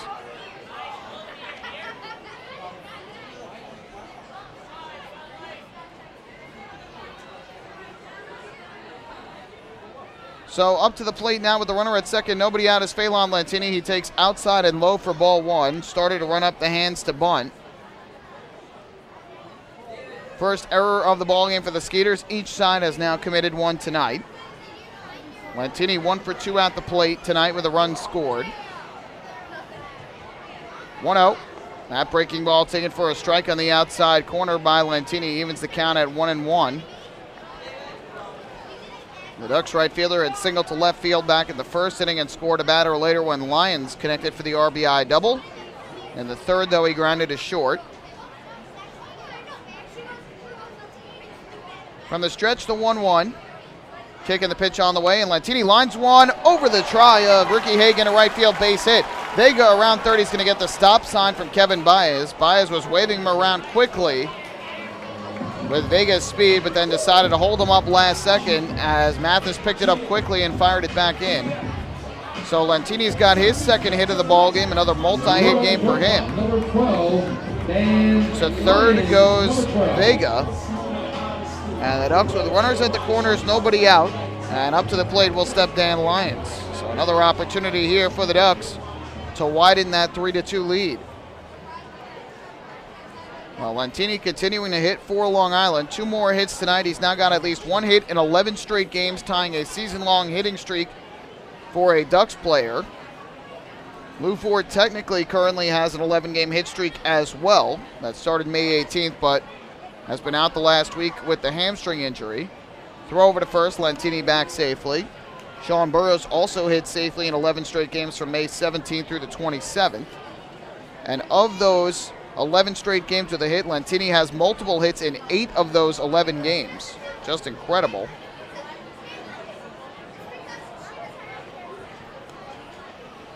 Another throw over to check on Lantini, who is 13 for 13 in the stolen base department this year.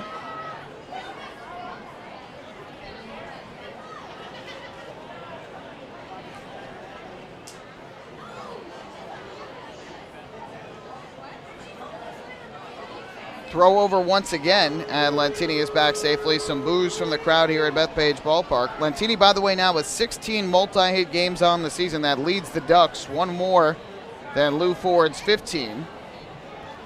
So Dan Lyons to the plate has already driven in a run tonight with the RBI double to left in the first. Flew out to center field in the third. The Ducks would take another one of those.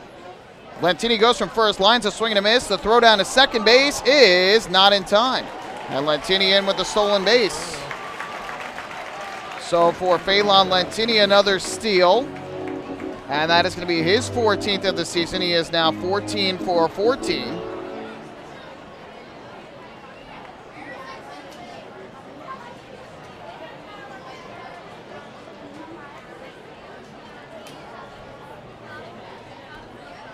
So now the Ducks with 2 in scoring position and nobody out, and a base hit here for Lions could make this a 5-2 game.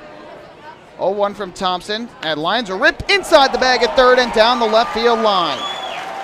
Vega will score. Lentini around third. He will score. Lions goes to second and stops there with his second double of the night. He's got 3 RBIs, and the Ducks have a 3-run lead at 5-2.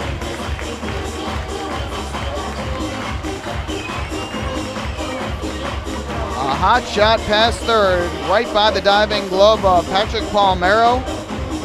No chance for him to get it, and it went rolling around in that left field corner. RBIs number 19 and 20 on the year for Dan Lyons, as Vega and Lentini score on the play. We've got ourselves a 3-run game at 5-2 in favor of Long Island. Here's Ruben Gotay to the plate, switch hitter batting from the right side against the lefty Thompson. First pitch, and Gotay will take a fastball strike on the outside corner, 0-1. So Lions with 2 doubles here tonight. Increases season total to 12 on the year. 3 more runs batted in, upping his total to 20. The 0-1, and Gotay takes down low and outside to even up the count at a ball and a strike. Thompson now at 71 pitches in this ball game. And he has not gone more than 5 innings at all this year. His last 2 starts were both 5 innings apiece. And this is by far the most runs he's allowed in an outing, 3 more than his high of 2 back on May 14th. Here's the 1-1. Gotay takes inside, had to lift that back foot out of the way to avoid getting hit. So it's 2-1. Each team now with 7 hits in the ball game, thanks to the 3 already for the Ducks here in this 5th inning.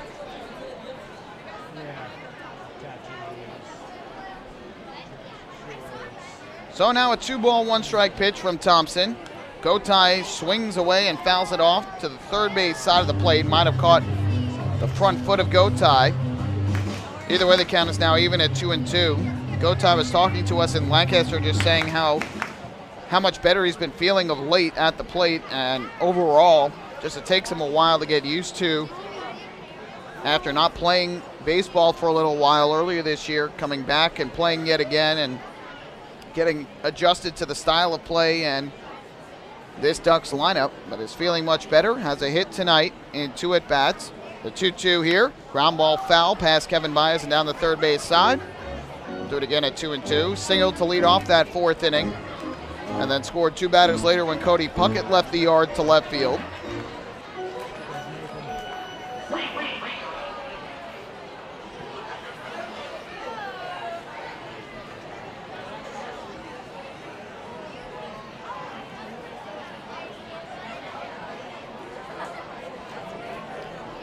So it's going to be a 2-ball, 2-strike pitch coming up to Ruben Gotay. The left-hander comes set on the mound. Lyons leads off second. The pitch on the way is crushed down the left field line, but foul. Way out in front of that one was Gotay and put a great swing on it, just way ahead. So we will have a 2-ball, 2-strike count coming once again. 3 straight have reached for the Ducks on a single, an error, a single, a stolen base, and a 2-run double by Lions. Runs are earned because that error wouldn't have affected anything. Vega would have scored anyway. And now a kick and a turn back to second by Thompson, keeping a close eye on Lyons, who does have good speed, but I don't think you would see him go for third in this situation because you never want to make the first out of an inning or the last out of an inning at third base. Another 2-2 coming up. 7th pitch of the at-bat. Thompson deals. Gotay lifts this one in the air. Foul first base side. Young chasing towards the stands. Will run out of room. Now 2 rows back behind the camera well. And Gotay fights off another 2-strike pitch. We'll do it yet again at 2-2.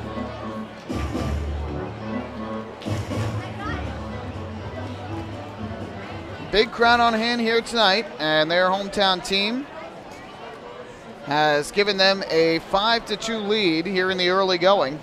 The Ducks looking for more in this bottom half of the 5th inning. Thompson a long look in, now gets a sign from Scott. And the 2-2 pitch on the way. Gotay a ground ball foul to the third base dugout. And this at bat will see a 9th pitch. Thompson set a season high in strikeouts his last time out on Monday in Lancaster, with 6 strikeouts over 5 innings, allowing just 1 run. He took a no decision, though, in a 10-4 loss. And here tonight has allowed 5 runs on 7 hits through 4+ innings. The 2-2. Gotay takes a fastball over the inside corner, called strike 3. Gotay thought it was too far inside, but David Speranza, the acting home plate umpire, makes the strike 3 call. First strikeout of the night for Thompson. And there's the first out. Tyler Colvin, number 32. So 1 man out here in the 5th inning after the 2-run double by Dan Lyons. And here's Tyler Colvin to the plate, who was 0 for 2 on the night.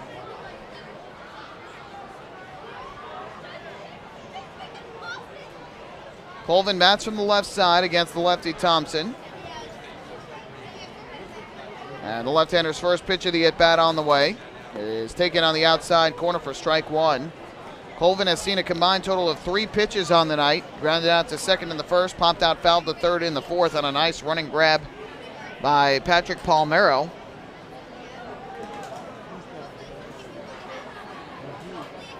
From the stretch, the 0-1. Lyons takes his lead at second. Thompson looks back there twice, now deals to the plate, and Colvin takes a fastball low and away. And the count even up at 1-1. Colvin hitting .273 against left-handers coming into tonight's game, just .244 against righties, so he's actually done better facing lefty pitching. Just has not been the case thus far tonight. We'll see if he can come up with a base hit here to bring Lyons in and make it a 4-run lead. 1-1 from Thompson. Colvin swings, lifts this one down the left field line out of play. That runs the count to 1-2.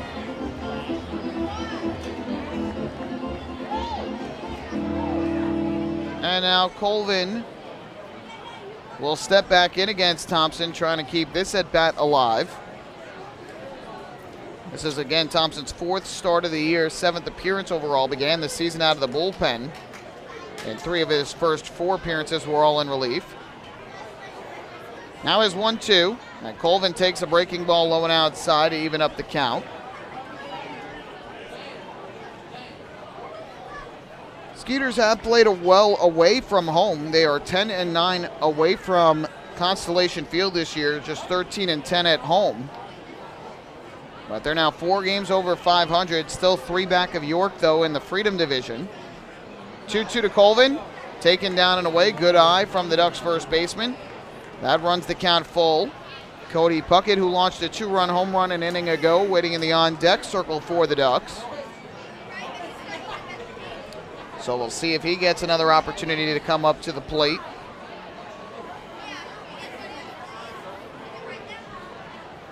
Getting the sign and coming set is Thompson. He looks back to second, and the 3-2 pitch on the way is swung and tapped weakly in front of the plate. Scott barehands the ball, throws to first in time for the out.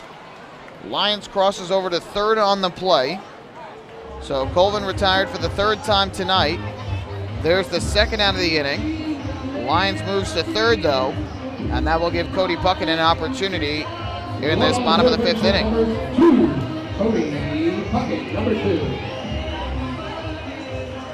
2. So the Ducks with the runner at third base and 2 men down. Fly ball will not get Lyons in. And here is Cody Puckett, 1 for 2 on the night, with that 2-run home run he hit last inning off of Thompson that cleared the wall in left in front of the left side of the scoreboard.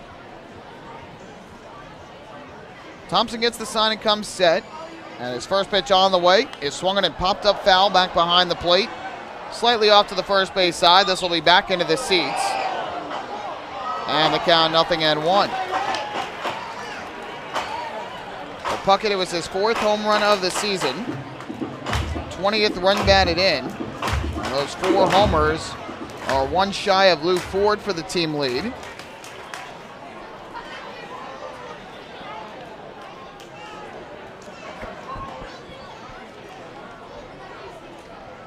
Thompson comes set on the mound, the pitch, and Puckett takes up and away to even up the count at 1 ball and 1 strike. So Thompson laboring a bit here in inning number 5. Puckett is the 6th man to bat in the inning, and the lefty's pitch count has jumped up to 86 for the ball game. His season high is 93. 1-1 is lifted in the air to shallow right field. Going out is the second baseman, Ricky Haig, and he will make the catch on the soft liner to end the 5th inning.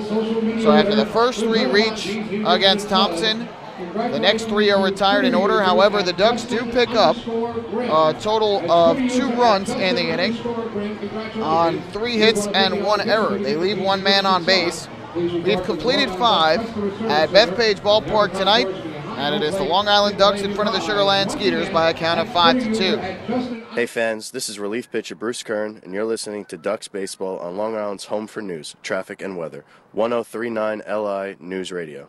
Hey, PSEG Long Island customers. Want to learn how to save on your electric bill? Here's one way. You can save up to $100 each year by simply replacing 10 incandescent bulbs with CFL or LED bulbs. Want to save even more? Take our online home energy survey. It's free, it takes just 10 minutes to complete, and it may save you hundreds more. Find out about our energy efficiency programs at www.pseglyny.com/savemoney. M&V Limousines is the official bus company of the Long Island Ducks. Family owned and operated, they've been in the business for over 23 years. M&V Limousines offers coach buses with Wi-Fi and restrooms, party buses, exotic limousines, and so much more. Whether you're looking for transportation for weddings, proms, corporate outings, or long-distance trips, they've got the right vehicle for you. Visit their showroom in Comac or check them out online at mvlimo.com. M&V Limousines, the official bus company of the Long Island Ducks.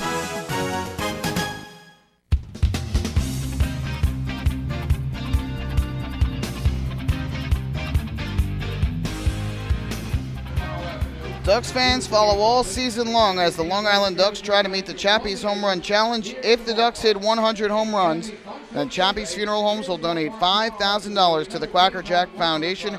Chappie's Funeral Homes, where caring for others is our family tradition. Ducks with a home run tonight off the bat of Cody Puckett, a 2-run blast in the 4th inning. And that accounts for the Ducks' 25th home run of the season, so they are officially a quarter of the way there. So we go to the 6th. Mark Blackmore back to the mound for his 6th inning of work. It'll be Palmero, Weems, and Dominguez coming to the plate, 8, 9, and 1 in the order. First pitch on the way, taken for ball 1 by Palmero. Tonight he has been on base twice. A walk back in the 2nd, a single to left in the 4th, but has never made it past first base. Here's the 1-0. This is grounded up the third base line. Backhanded try by Puckett. Could not come up with it cleanly, though, as it ticked off his glove. It'll be a base hit for Palmero, his 2nd of the night. And the leadoff man on for Sugar Land in the 6th inning. 8th hit of the ball game for the Skeeters. Shortstop number 4, Beaver Weems, number 4. Tough play for Cody Puckett, going to his right and trying to make the diving stop and just could not grab it cleanly as it went off his glove and trickled a little bit behind him.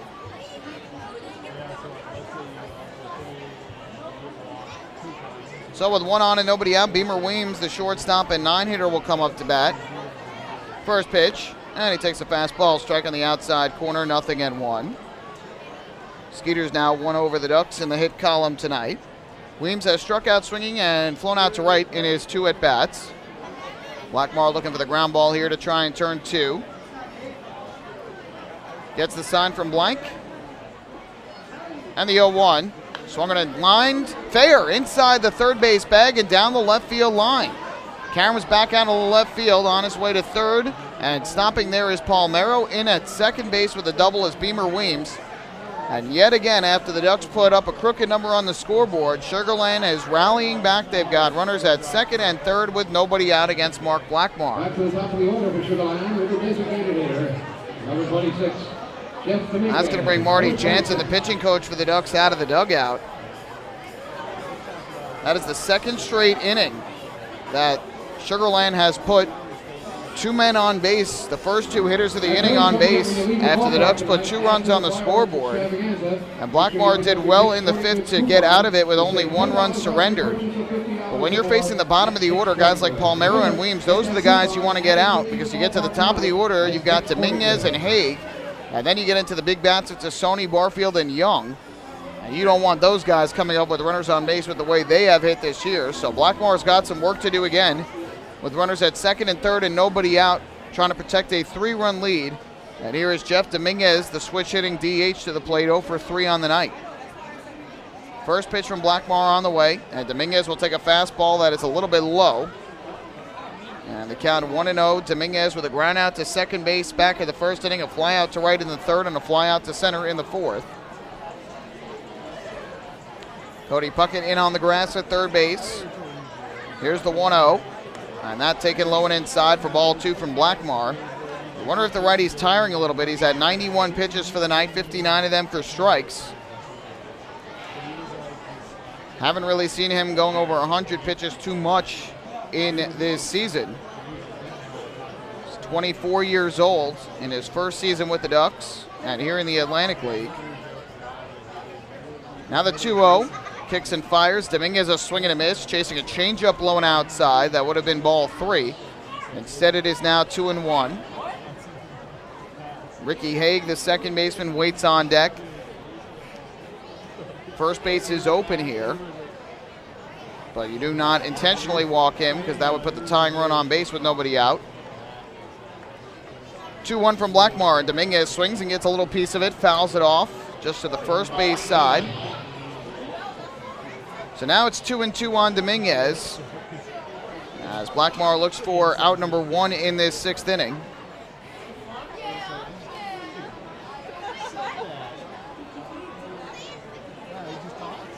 Right-hander looks into the plate, gets the sign from Blank. Here comes the 2-2 offering, and Dominguez will take a breaking ball on the inside corner, strike 3. Nicely done by Blackmar, 6th strikeout of the night for the right-hander. There's the first out of this 6th inning, and Blackmar 1 shy of his season high in the strikeout department. That was a nasty pitch from Blackmar. Excellent curveball over the inner half of the plate. So he gets Dominguez for the first out.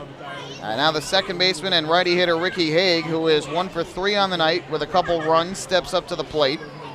Runners lead from 2nd and 3rd with 1 out, and the first pitch to Haig is swung on and tapped foul off the end of the bat to the first base side. The count 0-1. Skeeters have been struggling to get the big hits in this game. They have left 8 men on base through the first 5 innings, all coming in the past 4 innings. And Blackmar has done well tonight to get out of some big jams. Trying to get out of another, the 0-1. Kicks and deals. Haig will swing and let the fly ball in the air to left. Vega will track back to make the catch. Settles under it, grabs it. Palmeiro will tag from 3rd, and he will come in to score. So it's a sac fly and an RBI to left off the bat of Ricky Haig. And that has closed the Ducks' lead to 2 at 5-3.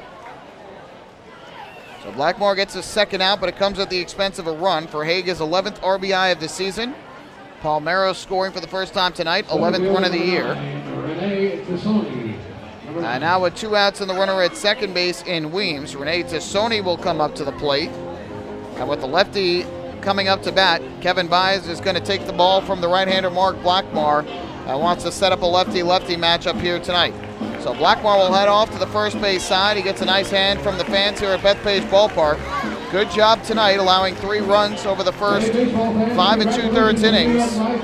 Did a good job trying to get out of several jams in this game, and we'll see if Kreider can get the final out of this inning and keep the Ducks in front by 2. Our first pitching change of the night here at Bethpage Ballpark. Hey fans, this is Marty Jansen, and you're listening to Ducks Baseball on Long Island's home for news, traffic, and weather. 1039 LI News Radio. Northwell Health Southside Hospital in Bayshore is the healthcare heart of our community. We provide outstanding healthcare right here at home with centers of excellence in cardiology, orthopedics, neurosciences, women's health services, and much more. Experience counts, and Northwell Health Southside Hospital has been around for nearly a century of care. For more information, please call 631-968-3000 or visit us on the web at northwell.edu. Family fun every time. Beautiful evening for baseball. Big action every time. He reaches up. It's gone! Great value every time. And the Ducks have won it 7-1. The Ducks schedule is loaded with new promotions this season. And with an average ticket price of just $10 and free parking, there is no better value on Long Island. For game times and tickets, visit liducks.com. Long Island Ducks Baseball. Good times every time.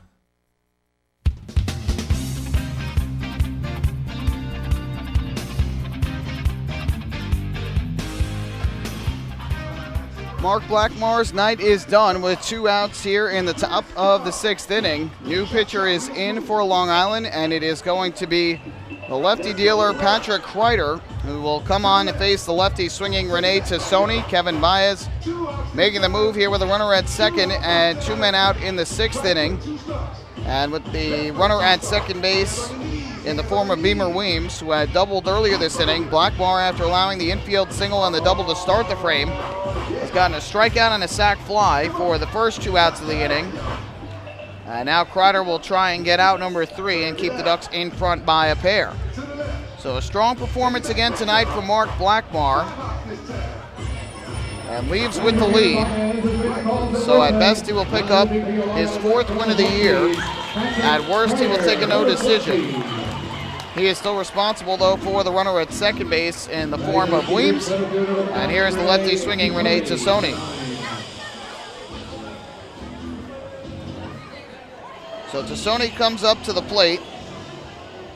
And Tassoni, when you look at the numbers this year, has done well against lefty pitching comparatively to some other guys. He's hitting .286 against left-handers this year, 4 of 14. But he is also hitting .351 against righties. And tonight already has 2 hits and 3 at-bats, including an RBI triple. So that's why Kevin Baez will call on Kreider to face the lefty swinging Tassoni. And already Kreider asked for Blank to go out to the mound just to go over the signs to make sure that they are on the same page. So a quick chat, and now Blank goes back behind the plate. And Tassoni will come back into the batter's box for the Skeeters.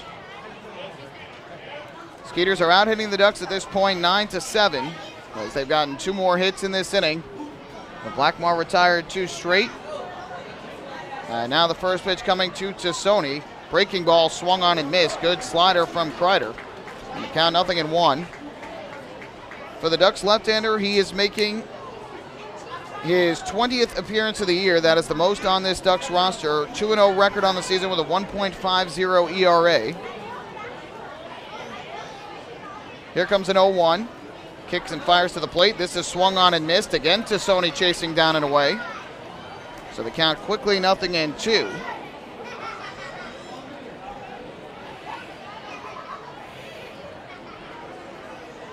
Among the league leaders, Kreider's 20th appearance ties him with Sugarland's Zach Zinicola for the league lead in that department. He led the league in appearances last year, tied with Amalio Diaz. 1-1. Or 0-2, excuse me, is swung on and missed for strike 3. Chasing down and away. Tassoni slams the helmet in disgust as he chases 3 pitches out of the zone.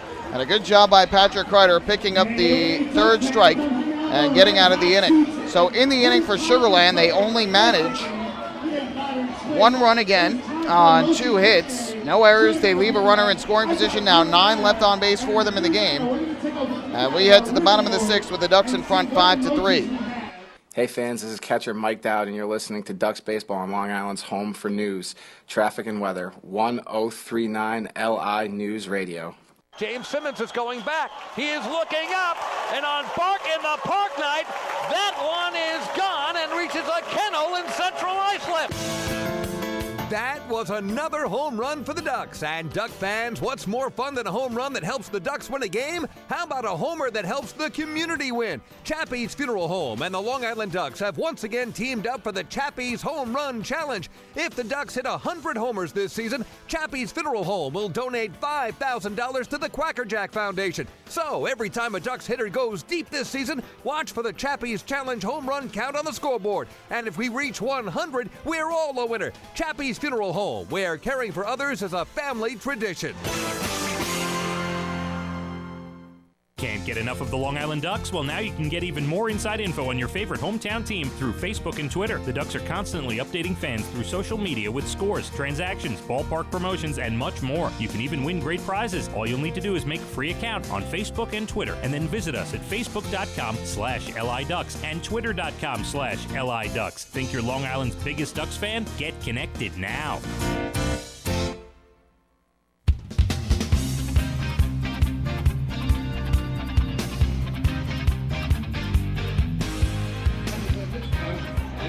To the bottom half of the sixth inning, new pitcher is in for the Skeeters after 5 innings tonight from Aaron Thompson. Right-hander John Velasquez, a former pitcher in the Met system, has come on.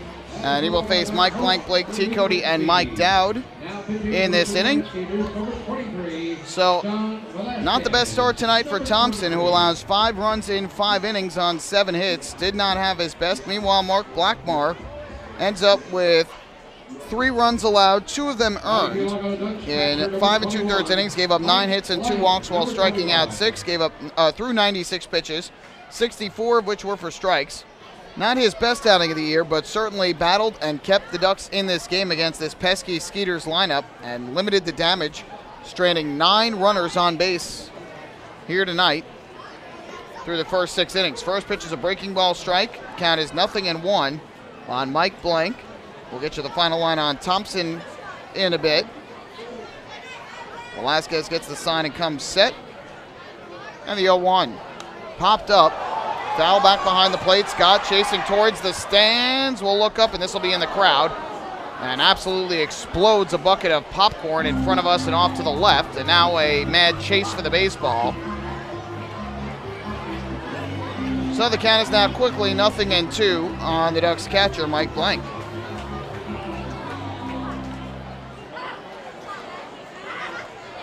Blank tonight was hit by a pitch his last time up in the 4th inning and then popped to 3rd, his first at bat of the night back in the 2nd.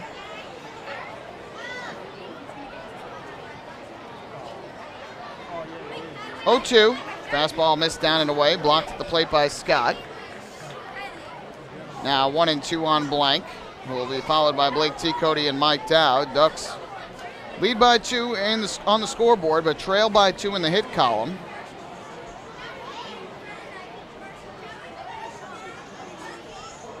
Velasquez is 1-2. Blank takes a fastball that misses high and inside. Evens things up at 2 balls and 2 strikes. The Ducks getting 2 runs in each of the last 2 innings on a couple of hits. The 2-run homer by Pucker, the 2-run double by Lyons, the 2-2, and Blank chases down and away for strike 3.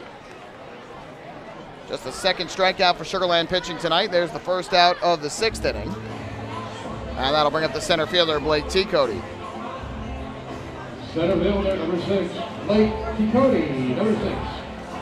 So the final line on Thompson, he goes 5 innings tonight, gives up 7 hits, 5 runs, all of which were earned. Did not walk a batter and struck out 1. Gave up the 1 home run that was hit by Cody Puckett back in the 4th inning and hit Mike Blank, the batter after him.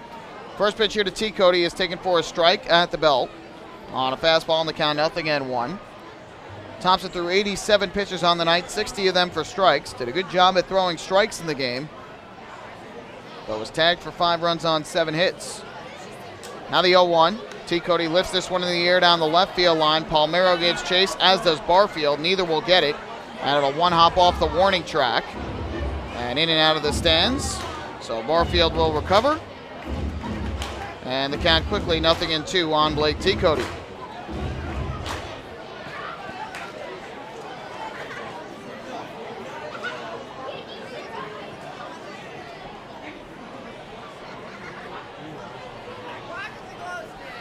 From the stretch, the 0-2. Pitch to T. Cody is a fastball taken down in the zone for ball 1. T. Cody has flown out to left in both of his at-bats tonight, seeing a combined total of 4 pitches in those first 2 at-bats, 1 in the 2nd, 1 in the 4th inning. Here's the 1-2. Fastball just missing the outside corner from Velasquez, and that'll even things up at 2-2. Velasquez, a right-hander, stands in at 6'1", 195 pounds, a Bronx, New York native. who turned 30 last October. Most recently was pitching with AAA Las Vegas in the Met system. Here T. Cody takes a breaking ball that misses down in the zone for ball 3. So the Ducks center fielder has worked the count from 0-2 to 3-2. Payoff pitch coming from Velasquez to T. Cody with Mike Dowd waiting in the on-deck circle. Here's the 3-2, and T. Cody takes the breaking ball inside ball 4. John Velasquez could not believe it. He thought he had strike 3, but does not get the call from David Speranza. First Ducks batter to draw a walk in this game. It's our first Municipal Credit Union walk with a purpose. Every time a Ducks batter walks, the Quacker Jack Foundation wins.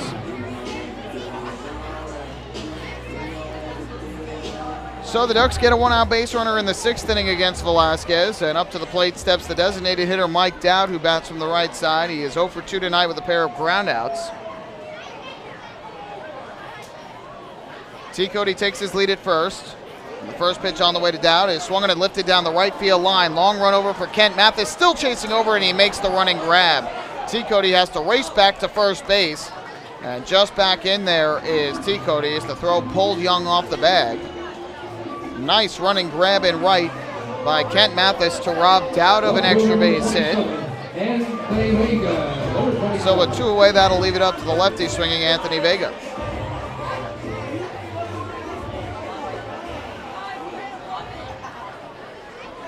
So Velasquez has retired Dowd, and now Vega to the plate. He's 1 for 2 on the night. Both of his at-bats have seen the ball hit back to the mound. First pitch on the way from Velasquez to Vega, and the rare matchup of V's, and it's taken low and outside for ball 1. Vega popped a bunt up to the pitcher in the 3rd inning, and then line day base hit off of Aaron Thompson in the 5th. And his throw over to first went wide of the bag, so on the error, Vega went to second. He eventually scored on the 2-run double by Dan Lyons. 1-0. He swings and rips a ground ball to first. Right there, though, Delwyn Young, who was playing him along the line. He steps on the bag for the final out of the 6th inning. So for the Ducks, no runs, no hits, a walk and a runner left on base. We've completed 6 innings tonight here at Bethpage Ballpark. Ducks holding a 5-3 lead over the Skeeters. Hey fans, this is pitcher Jack Snodgrass, and you're listening to Ducks Baseball on Long Island's home for news, traffic, and weather. 1039 LI News Radio. Long Island's Ford Giant is bigger and better than ever. Sayville Ford celebrating the grand opening of their new state-of-the-art showroom featuring enclosed service drives, luxurious customer lounge, and a larger selection to choose from. Get giant savings on hundreds of new and used vehicles in stock. Sayville Ford's grand opening celebration is going on now. Visit SayvilleFord.com or download the Sayville Ford app today to learn more about Sayville Ford's grand opening savings. Call 631-589-4800 today. Have your birthday at the ballpark this season and celebrate with the flock. Kona Ice birthday party packages with the Long Island Ducks are now available. Each package includes 10 box seats, a commemorative birthday t-shirt and autographed baseball, a pizza and Kona Ice party in the Hebrew National Picnic area, and so much more. Best of all, the birthday child will stand on the dugout while the entire crowd sings happy birthday. Reserve your party today by calling the group sales department at 631-940-3825. Kona Ice birthday parties with the Long Island Ducks, a once-in-a-lifetime experience.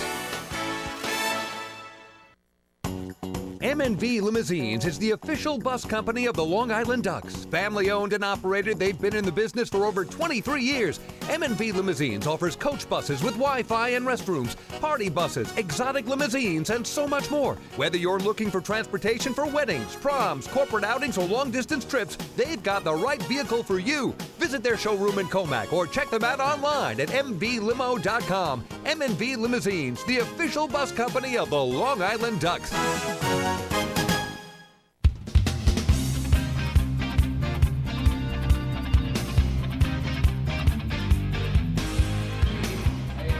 Ducks fans, don't forget to stop by the Waddle Lynch shop on your next visit to Bethpage Ballpark, where exclusive, hard-to-find Ducks memorabilia is now on sale. Proceeds benefit the Quacker Jack Foundation, the charitable arm of the Long Island Ducks. Well, after Patrick Kreider came in and struck out Rene Tassoni with a runner at second base and 2 outs, Tassoni representing the tying run, Kevin Bias has made another call to the bullpen, and in to the ball game is right-hander Frank DiGiulio Jr. He will come on and try and keep this a 2-run ball game in the top half of the 7th inning.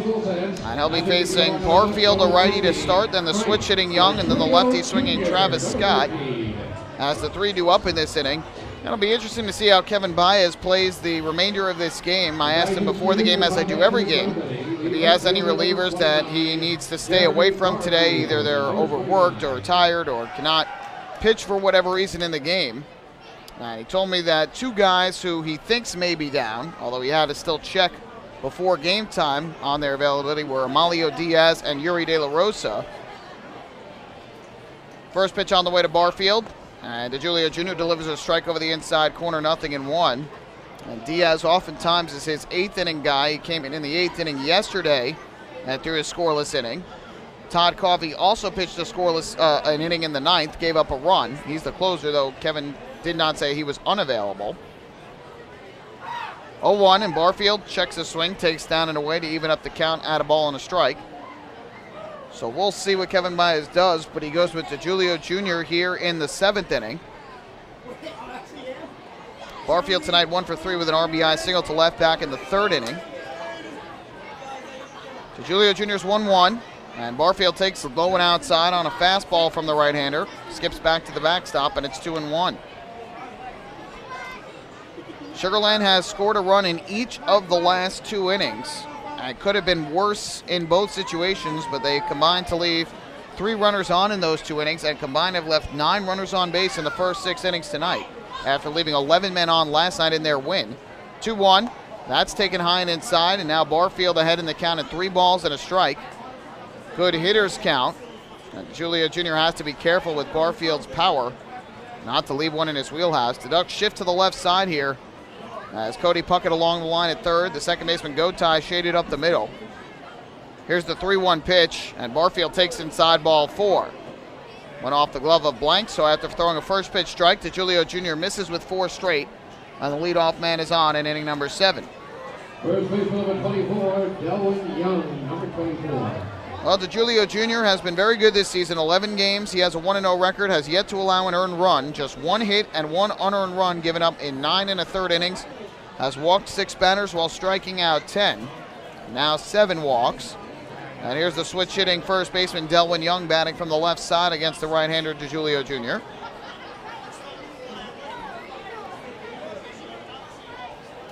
From the stretch, first pitch coming up.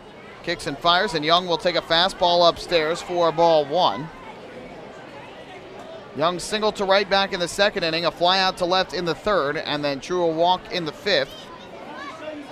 To account for his 3 plate appearances tonight, Barfield takes his lead from first base. Not much of a stolen base threat. He's only attempted 1 and was caught stealing. 1-0. Young fouls this one to the top of the screen back behind the plate, and that'll even up the count at 1-1.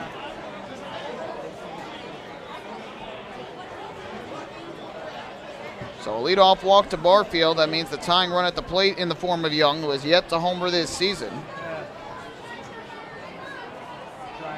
DiGiulio Jr. gets the sign from Blank and comes set. 1-1 pitch on the way, and Young will take a fastball upstairs from DiGiulio Jr., who's having a little trouble finding the strike zone in this 7th inning. And he's behind at 2-1.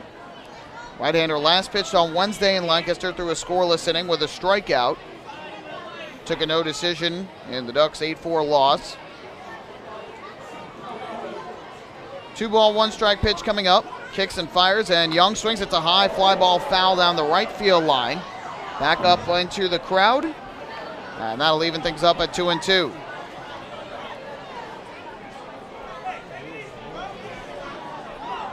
Travis Scott waiting in the on-deck circle, a lefty hitter. The Ducks have 2 lefties in their bullpen, Casey and De La Rosa. 2-2 pitch coming up from the right-hander. Kicks and fires, and Young will swing and ground it foul into the Ducks, off the top of the Ducks dugout on the first base side.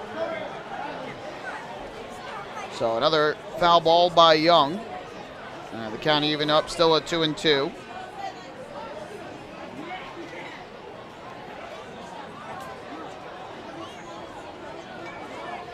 Second baseman Ruben Gotai playing far off the bag.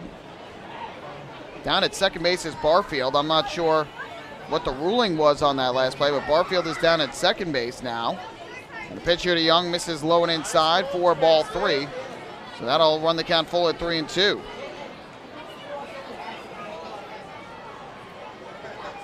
I don't know if they called a balk on DeJulio Jr. or what. Count is 3-2, but Barfield took second base.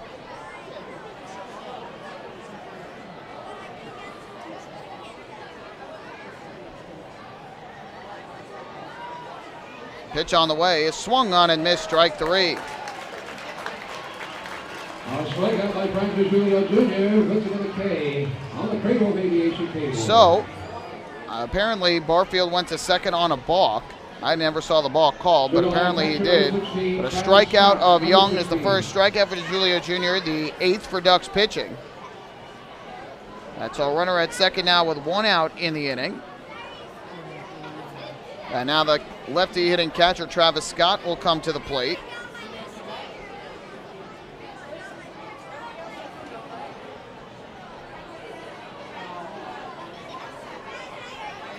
So leading from second base is Barfield after the balk, and then the strikeout of Young.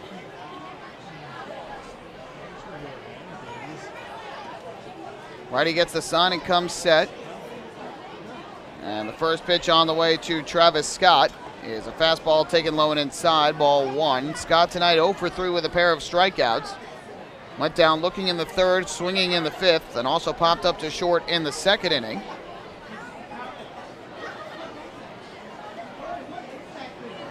Julio Jr. looks in for the sign, ready to go now. Here comes a 1-0. Kicking the pitch on the way. Scott takes up and outside. Looked like a fastball from the righty, and it's 2-0. Julio Jr. falling behind in counts to each of the hitters in this inning. We've got the righty swinging Kent Mathis waiting in the on-deck circle for the Skeeters. 5-3 Ducks lead, top of the 7th. 2-0 count. Pitch on the way. Scott will swing and hit a swing and miss. I thought that ball had actually gone in front of him, but he never made contact. It was just the head of the bat that I saw, which has some white on the end of it, probably from a previous connect with the ball. So the count goes to 2 balls and a strike on Scott. Home run power, but has not hit well for average this year. Average down to 227 now with his 0 for 3 performance tonight. Here's the 2-1. Scott swings, fouls this one off, just caught a piece of it. And that'll even up the count at 2 balls and 2 strikes. Good job by DeJulio Jr. to get the count back even. Scott, a veteran of this Skeeters team. This is his 4th year in the Atlantic League. He's played 4 with Sugar Land, 1 with York. Player coach this year.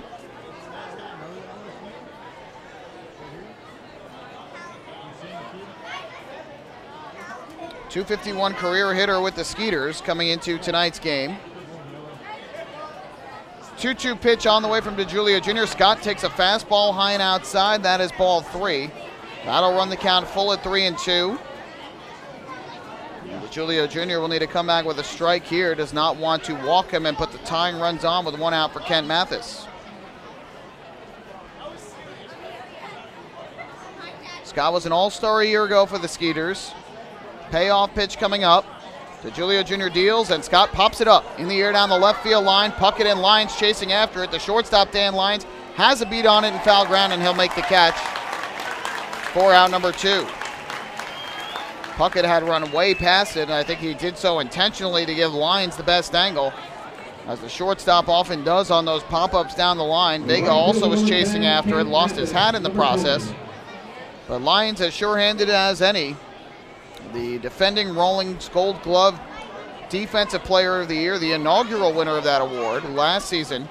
So now 2 outs and the runner at second base, and Kent Mathis will come to the plate. First, Mike Blank will go out to the mound to talk over the signs with DeJulio Jr. Now he will head back behind home plate.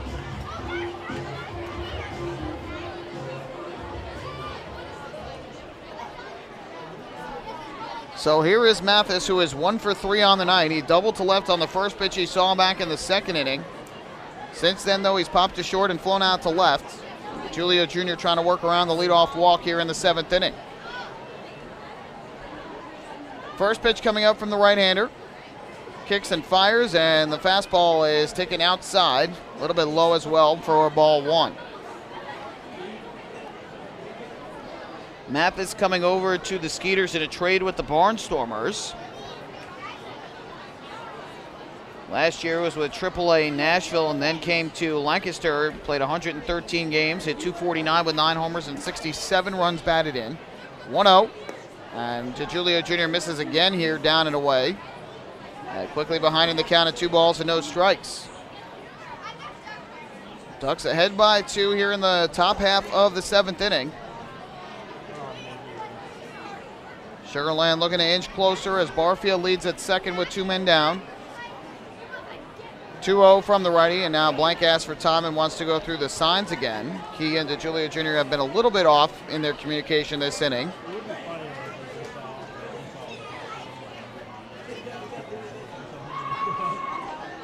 So it'll be a 2-0 pitch coming up, righty to righty.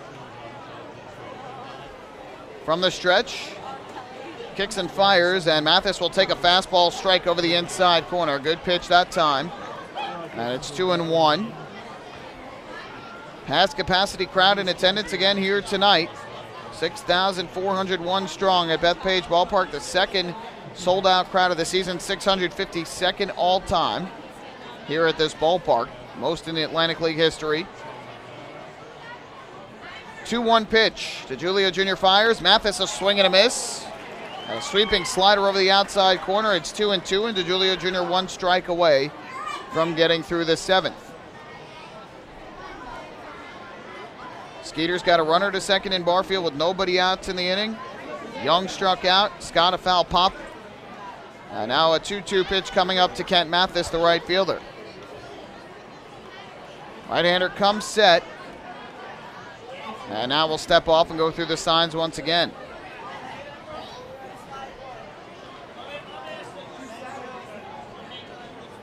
Lyons shifted over to his right a little bit. Puckett playing very close to the line at third. Now the 2-2. Pitch on the way, and Mathis will swing and hit a broken back ground ball to short. Lyons is there, and his throw over to first in plenty of time for the out.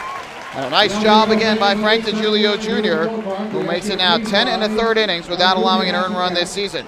No runs, no hits, a walk, and a runner left on base. 10 now left for the Skeeters through 7. We'll keep it right here as it's time to stretch at Bethpage Ballpark. God Bless America tonight. Going to be performed by the Smithtown Christian School here on the lower concourse behind home plate.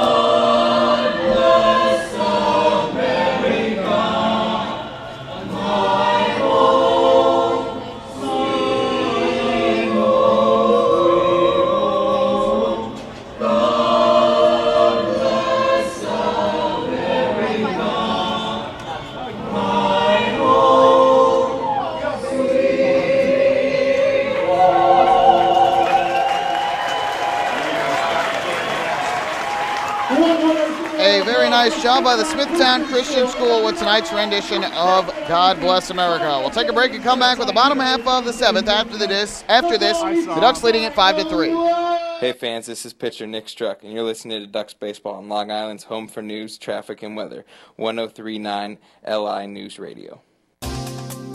Hey, Ducks fans, the official hotel of the Long Island Ducks is the Upsky Long Island Hotel in Hauppauge. It's centrally located on the north shore of Long Island and offers a home away from home for both business and leisure guests. The Upsky Long Island Hotel features an indoor pool, 24-hour business center, a fitness center, and complimentary Wi-Fi in all guest rooms. Enjoy the contemporary American cuisine at the Fountain Grill restaurant or grab a quick bite to eat at Cafe Pronto. Best of all, it's only minutes from Bethpage Ballpark. The Upsky Long Island Hotel, the official hotel of the Long Island Ducks. Call 231-1100 today. That's 631-231-1100.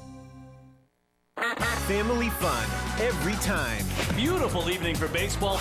Big action every time. He reaches up. It's gone!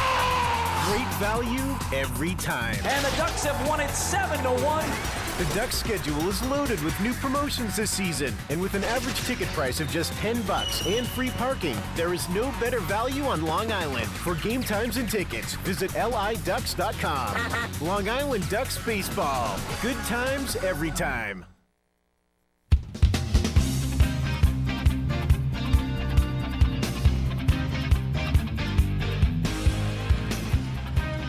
Bottom half of the 7th inning here at Bethpage Ballpark. Long Island Ducks have a 5-3 lead over the Sugarland Skeeters. A scoreless inning in the top half of the 7th from Frank DiGiulio Jr. And as we go to the bottom half of inning number 7, Skeeters have called on their second reliever of the night. It is right-hander Robbie Weinhardt. And he will come on to face the top half of the Ducks order, Lantini, Lyons, and Gotai. John Velasquez, who pitched in the 6th inning, a scoreless inning. No hits or runs, did walk a batter and struck out one. So we'll see if the Ducks can widen that 2-run advantage and give the bullpen some more breathing room. First pitch on the way to Lantini, and he'll take a fastball on the outside corner for strike one. Lantini with his 16th multi-hit game of the season tonight. That leads the team. 2 hits and 3 at-bats, a pair of singles, has also scored twice and stolen a base. The 0-1, and he swings and lifts this one in the air to left field. Fairly well hit, but playable for Jeremy Barfield, who ranges back and makes the catch. To retire Lantini, that is out number 1 in inning number 7. Numbers on the year for Robbie Weinhardt have been very good. 3-2 record with a 2.50 ERA through 18 appearances. Does have a couple of saves. 5 runs all earned, allowed on 14 hits in 18 innings. Has walked 6. And struck out 20. Opponents hitting just .219 against him this season. So Lantini on at first with 1 away. And here is Dan Lyons to bat from the right side. He has had a terrific night at the plate. The first pitch to him is taken on the outside corner, strike 1. 2 hits and 3 at-bats, both of them doubles, both of them run-producing doubles. An RBI double in the first and a 2-run double in the 5th, both down the left field line. 0-1. Takes a strike outside corner. Weinhardt has been throwing strike after strike this inning since coming in, and he's quickly ahead of Lyons, 0-2.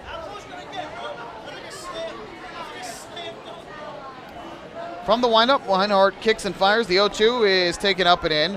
Breaking ball that time. Lyons would not go around. It's 1-2. Weinhardt wears the high royal blue socks with those 3 white stripes around the top of the socks.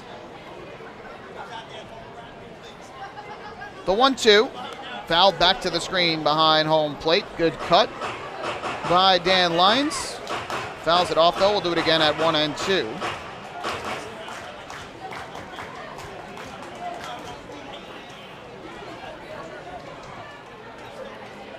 Out of the windup, Weinhardt is ready.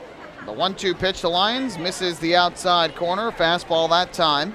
But Scott setting up too far outside. Try to get Lyons to chase. He would have nothing of it. So it is 2 balls and 2 strikes. Weinhardt a returner to this Skeeters team. And the 2-2 here, Lyons did chase down and away, but got a piece off the end of the bat to stay alive. Last year, Weinhardt, 47 appearances out of the bullpen. At a 44 2/3 innings pitched, gave up 39 hits. He was 2-3 with a 2.82 ERA, struck out 55 while walking 27. 2-2 on the way to Lyons, swinging a line drive into left field, a base hit, and Dan Lyons has his 3rd hit of the night. Turns at first, but will hold on as Barfield fires back in. For the Ducks, their 8th hit of the ball game as Lyons is on with a 1-out single. Well, he is certainly making his case tonight to be the player of the game, which we'll divulge after tonight's ball game in the post-game show. Still quite a ways to go here. At least 2 more innings after this one is complete. And here is Ruben Gotai to the plate. Switch hitting second baseman, batting from the left side. 1 for 3 on the evening. Weinhardt comes set, and his first pitch. Gotai will take a fastball a little bit low. So the count goes to 1-0. Weinhardt was trying to ask David Speranza where the pitch was. And I don't know if he ever got a response. Gotai singled to center and scored back in the 4th inning. Before that, a fly out to left in the 1st. After that, a strikeout looking in the 5th. Here's the 1-0. And Gotai takes a fastball, this time knee high for a strike. That'll even up the count. Weinhardt stands in at 6'2", 215 pounds. 30 years old, out of Pearland, Texas.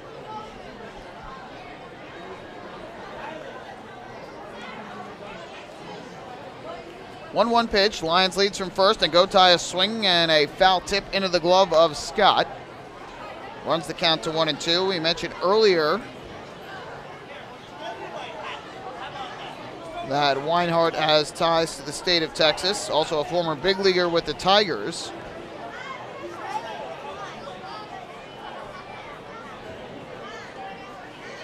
Here comes the 1-2. And Gotai is swinging a foul ball back to the backstop. Got a piece of it to stay alive. So we will do it again at 1-2. Weinhardt was in the big leagues with Detroit 2010 and 2011 after being drafted in the 10th round by the Tigers in 2008. He was 2-2 with a 6.39 ERA in 30 big league appearances. All out of the bullpen. Lions leads in the 1-2. Gotai lifts this one foul back behind the plate upstairs. Nice grab made by a fan off to our left.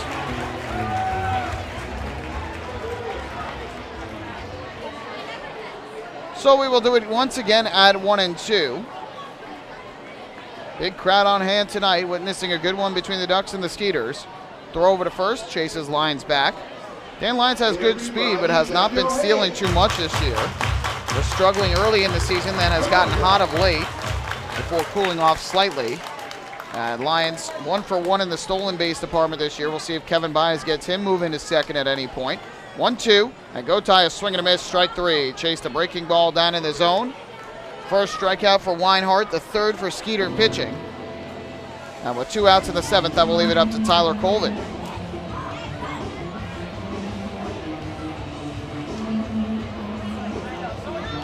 First baseman number 32, Tyler Colvin. Number 32. Colvin started his night 0 for 3 in his 3 at-bats against the left-hander Aaron Thompson. And now he faces the righty Robbie Weinhardt. Skeeters have 2 lefties in their bullpen. One is their closer, though. That is Derek Loop. First pitch, and the breaking ball is taken for a strike. Scott bluffed a throw back to first, and the count 0-1.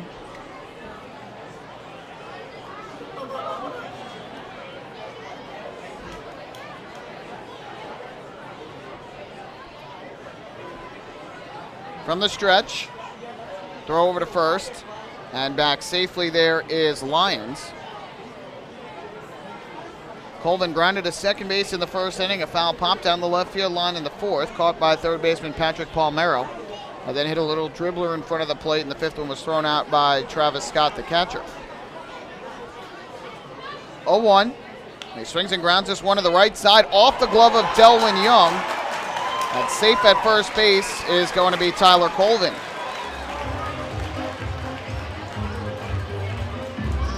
So we'll see how that one was scored. Looked like Young was going to go on the backhand. And just could not come up with it. Not the easiest of hops, but a play that probably should have been made. It's going to be an error on Young. Second error of the ball game for Sugarland. And so Colvin will be at first with 2 outs. Anything that scores this inning will be unearned. And so now runners at first and second with 2 outs for Long Island, and Cody Puckett will step up to the plate for the Ducks with a chance to widen this lead. First pitch on the way, and Puckett swings, grounds one over the mound towards the middle. It's going to get through a base hit. Lyons around third. He will come in to score. Cody Puckett with his 3rd RBI of the night on a 2-out base hit up the middle, and it's a 6-3 lead for the Ducks in the 7th inning. Welcome back, Cody Puckett. First game as a starter back in the lineup since last Saturday. In the day game of a doubleheader, he missed 6 straight games in the starting lineup and has come back tonight with a 2-run home run and an RBI single. So the Ducks take advantage of the miscue by Delwyn Young, who committed his 3rd error of the season. Puckett picks up RBI number 23. And it is now a 6-3 lead for Long Island, and now Mike Blank to the plate. Colvin leads from second. Puckett from first with 2 down. First pitch to Blank. He swings and fouls this one off. First base side, and the count 0-1. Blank 0 for 2 on the night with a foul, pop up to third in the second inning and a strikeout in the sixth. In between was hit by a pitch in the fourth.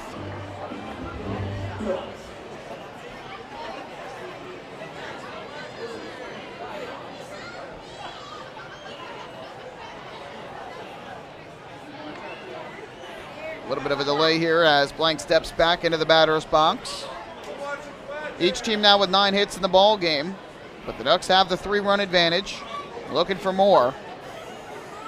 And Weinhardt's 0-1 on the way. Blank will take a fastball, bell tie for a strike, and he is now quickly behind at 0-2.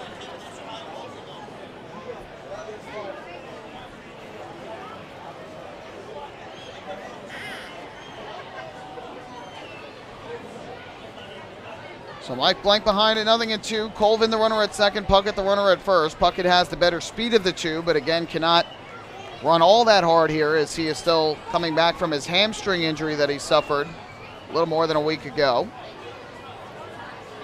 0-2, and Blank will take outside.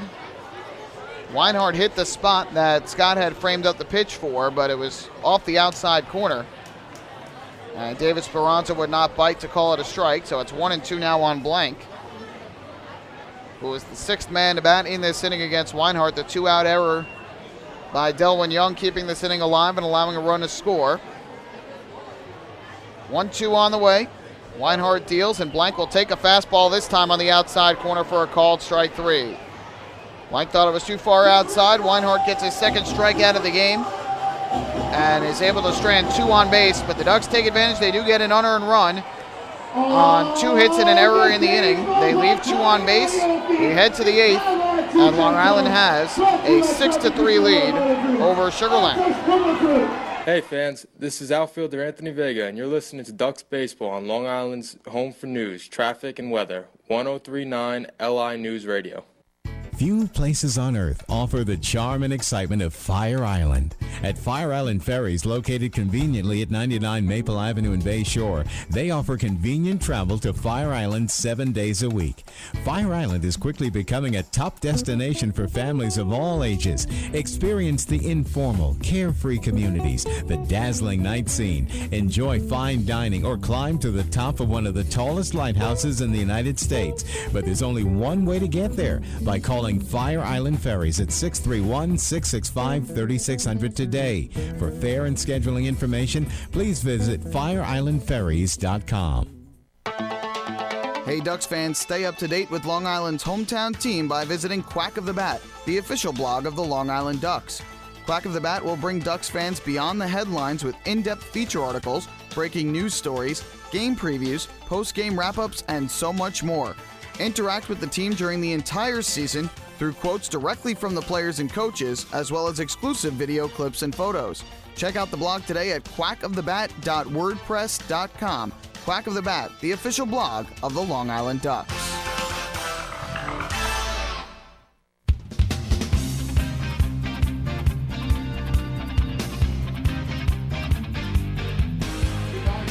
Well, we head to the 8th inning with the Ducks leading at 6-3 over the Skeeters. We'll take 5 seconds here for station identification here on LI News Radio. The CI Fire Department has been serving the community since 1906. 6 runs, 9 hits, 1 error for the Ducks. 3 runs, 9 hits, and 2 errors for the Skeeters. And as we head to the 8th, Kevin Bias has called on his 3rd reliever of the night. Bruce Kern will take over after a scoreless 7th inning from Frank DiGiulio Jr. Walked a batter, but no hits or runs coming across, and struck out 1 as well. And as we mentioned earlier, Kevin Bias saying before the game he thought he would be without Diaz and De La Rosa most likely tonight. De La Rosa last night pitched a scoreless inning in relief, but had to throw 27 pitches, 16 of them for strikes, and ended up getting out of a jam when he allowed 3 straight to reach with 2 outs. Got Weems to strike out and get out of that threat. Diaz, meanwhile, threw 11 pitches yesterday and 11 the day before, so he has thrown back-to-back games, and that is why he is likely out tonight. And so far we've seen Kreider, DiGiulio Jr., and now Kern in relief of Mark Blackmar, who is in line for his 4th win. And now the Ducks lead by 3. First pitch breaking ball to the righty swinging Palmeiro is a check swing, and it's taken low for ball 1. Kern will try and figure out how to retire Palmeiro, who's been on base all 3 times tonight with a walk and 2 singles. Has also scored a run. That came back in the 6th inning. 1-0. Misses down and away from the right-hander, who's now behind 2 balls and no strikes. Kern threw a scoreless inning on Wednesday night in relief. Struck out 1. I spent time both as a reliever and a starter this year. And his 2-0 pitch on the way is swung and popped up. Foul territory, first base side. Blank giving it a look, and in foul ground, he falls, and he did not make the catch. Ended up dropping the ball in foul ground. And what would have been the first out of the inning instead is a strike, and it is now 2-1.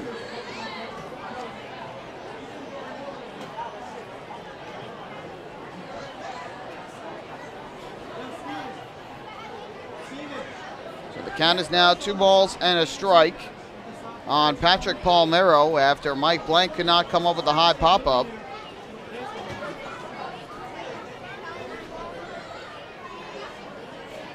Kern gets the sign and comes set. The 2-1. Fastball misses down in the zone. He's now behind at 3-1 on Palmeiro. And the Ducks certainly have to hope that that does not come back to bite them. Those high pop-ups with the wind near home plate, although it's not been very windy here tonight.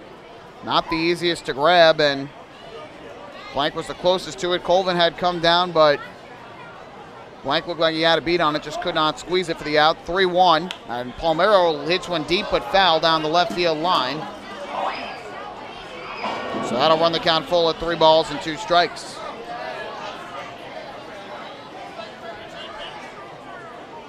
Skeeters have had the leadoff man on base in each of the last 3 innings, after not getting the leadoff man on in each of the first 4 innings against Mark Blackmar.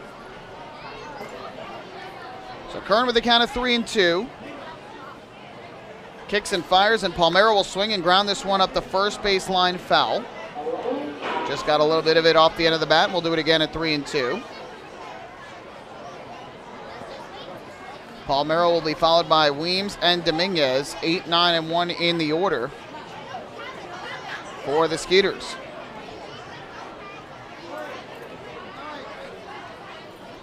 Kern looks in a home plate as he gets the sign again from Blank. Another payoff pitch coming. Kicks and fires, and Palmeiro will swing and foul this one back behind the plate. Ball rebounds back down below. And we'll do it again at 3-2.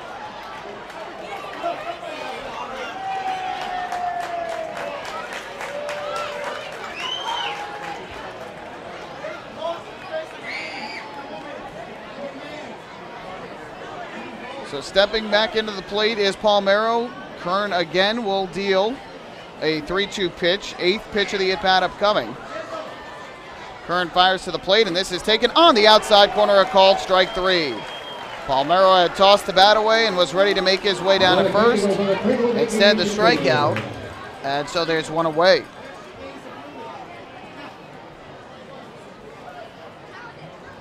Shortstop number 4, Beamer Weems, number 4. So with 1 away and the base is empty, here's the shortstop, Beamer Weems.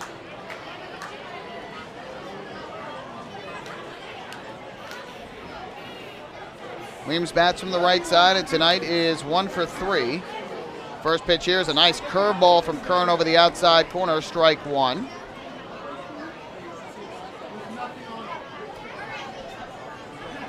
Weems doubled his last time up down the left field line and put 2 on with nobody out in the 6th. Sugar Land managed just 1 run, though, on the sac fly by Haig. Another fastball hits the outside corner for a strike from Kern, and it's quickly 0-2. For Kern, this is appearance number 10 on the year. He has 4 starts in there as well. 0-1 record, a 3.50 ERA. 0-2, breaking ball. Weems would not chase, and it's 1-2. 18 innings pitched for Kern. He's given up 20 hits, 12 runs, 7 of them earned. Has walked 7 batters while striking out 17. Ahead of Weems at a ball and 2 strikes. Looking for the second out before Dominguez comes to the plate. Here's the 1-2, breaking ball, and that is swung on and missed, strike 3. Ball was down in the dirt. Blank will pick it up, but the batter won't even attempt to go to first, so it'll be a strikeout. And with 2 outs in the inning, that is going to leave it up to the designated hitter, Jeff Dominguez. 2 strikeouts and 2 batters for Kern. The Ducks now with 10 strikeouts as a pitching staff tonight. So with 2 away, back to the top of the order we go for the designated hitter, Jeff Dominguez. Infield slightly shifts to the right side. Dominguez a switch hitter from the left side. First pitch on the way, and he takes a breaking ball that misses a little low for ball 1. On the out-of-town scoreboard, Patriots and the Bluefish are tied at 1, top of the 8th inning in Somerset. Bees and the Blue Crabs tied at 4, top of the 9th in New Britain. As here, Kern delivers a strike to even up the count at 1-1. And the Barnstormers hold a 2-0 lead over the Revolution in the bottom half of the 8th inning. Mets were winners 6-4 earlier today. Yankees shutting out the Orioles right now 7-0, bottom of the 6th inning in Baltimore. As this one lifted down the left field line, slicing away from Anthony Vega. It's going to end up landing on the roof of the party deck / beer garden. And the count now 1-2 on Dominguez. And in game number 3 of the Stanley Cup Final, Penguins and the Sharks tied up at 1 after 1 period out in San Jose.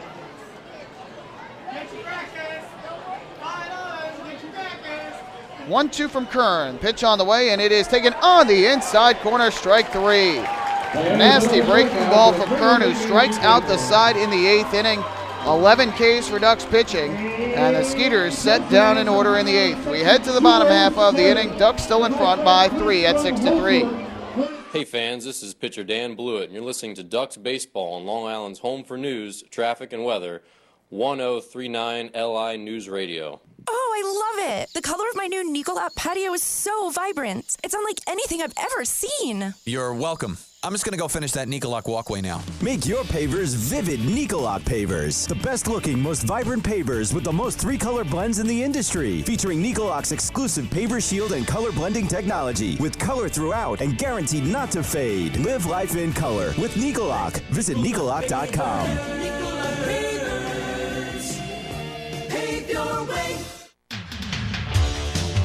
Bethpage Ballpark is a great place to watch a ball game, so why not do so from some of the best seats in the house? The Ducks are proud to present the brand new Long Island Ducks Beer Garden. Open for all fans on nights when the Smokin' Owl's party deck has not been reserved, the Beer Garden will feature a variety of frosty draft and bottled brews, as well as several food choices. The area has been decked out with bar rail seating and Ducks branded furniture to provide a comfortable atmosphere for everyone. Be sure to stop by and check out the brand new Long Island Ducks Beer Garden on your next visit to the ballpark.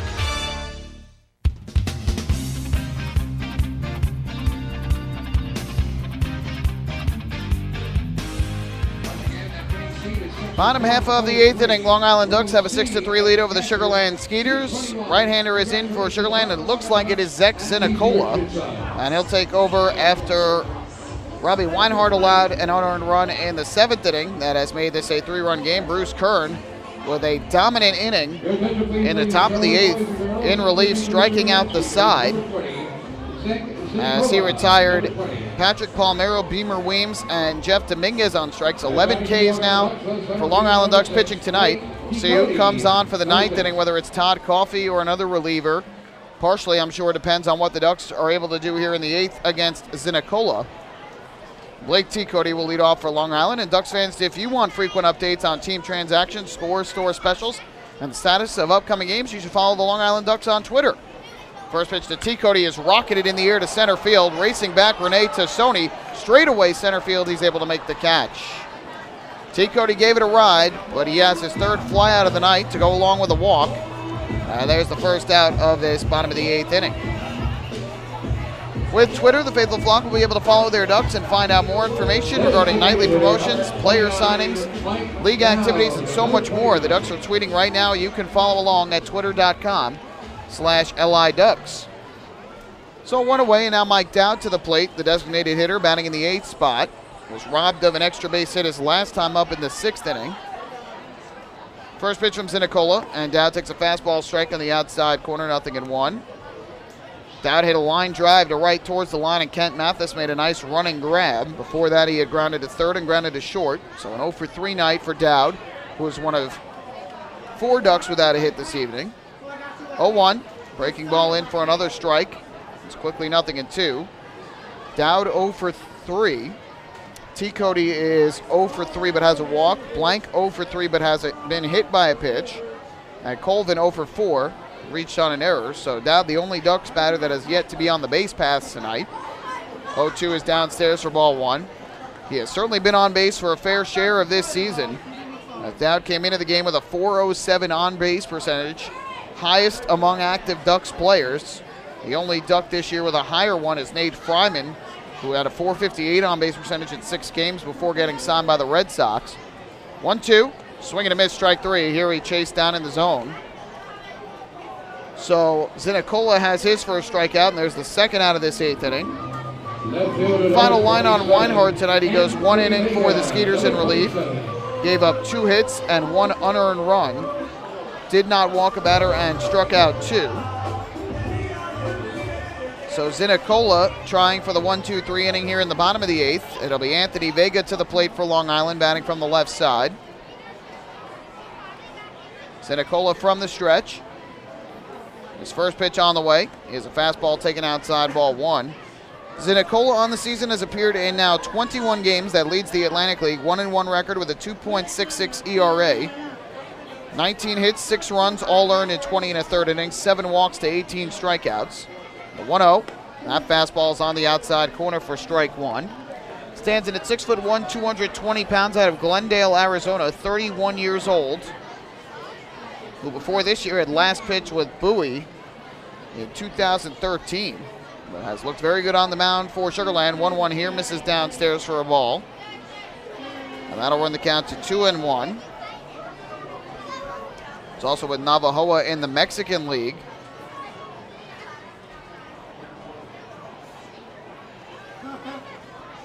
Two balls, 1 strike. Pitch lined into left field by Vega. Long run over for Barfield into the corner. Reaches up, he can't get it. It's over his head, and this will go to the wall. Vega will head to second, and he'll stop right there with a 2-out double. So Vega's got his second hit of the night as he goes the opposite way for a double. His 4th of the season, now with 4 doubles, 4 triples, and a homer. 2 down and a runner at second. That'll bring Phelan Lentini up to the plate for the Ducks. Phelan Lentini, number 22. Zinicola played his college baseball at Arizona State, was a 6th-round draft pick of the Washington Nationals during the 2006 draft. Came up in the system with guys like Bryce Harper and Steven Strasburg, former Atlantic Leaguer, now Kansas City Royal, Chin-Ming Wong. Some pretty big names that he was with in the national system when he came up. First offering here to Phelan Lentini, and he will take a breaking ball strike over the inside corner. Lentini 2 for 4 tonight, with a couple of singles, 2 runs, and a stolen base, his 14th of the year. Leads the league in stolen base percentage, has yet to be caught in his 14 attempts this season. With 2 runs, now up to 33 on the year, that also leads the league. 0-1, ground ball, hit to the left side, off the glove of Patrick Palmeiro and into left.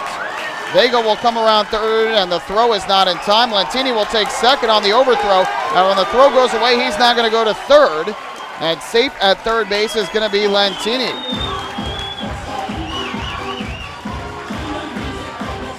So there's going to be 2 errors on this play, an E5 that allows Lentini to reach and allows the run to score. Another unearned run given up by the Skeeters.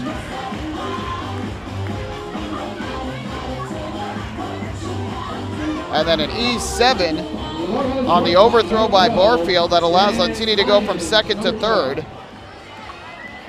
So now 4 errors in the game for Sugarland.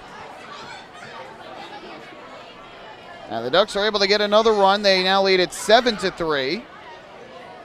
And we'll look to add another as Dan Lyons comes up to the plate. Swing and a miss here by Lyons. And the count goes to 0-1. So for Patrick Palmeiro, he picks up the error. That is his 3rd of the season.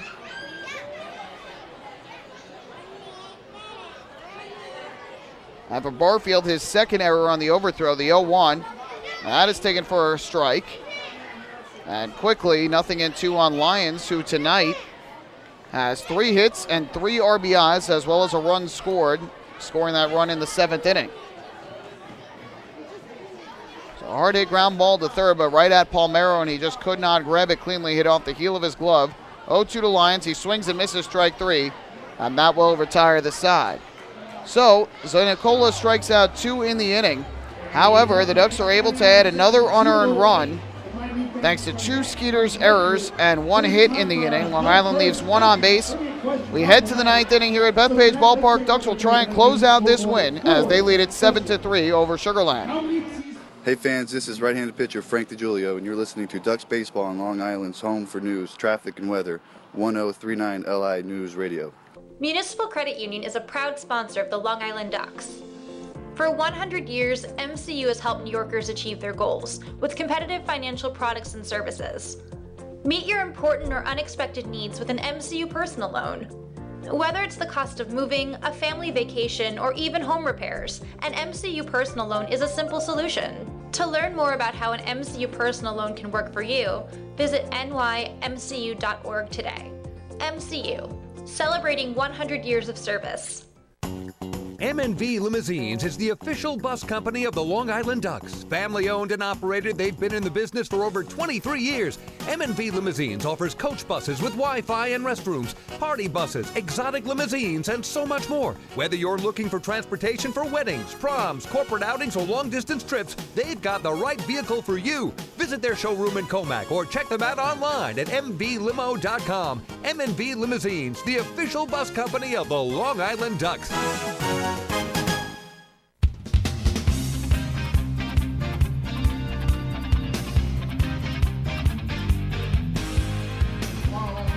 To the 9th inning we go here at Bethpage Ballpark on a beautiful Saturday night.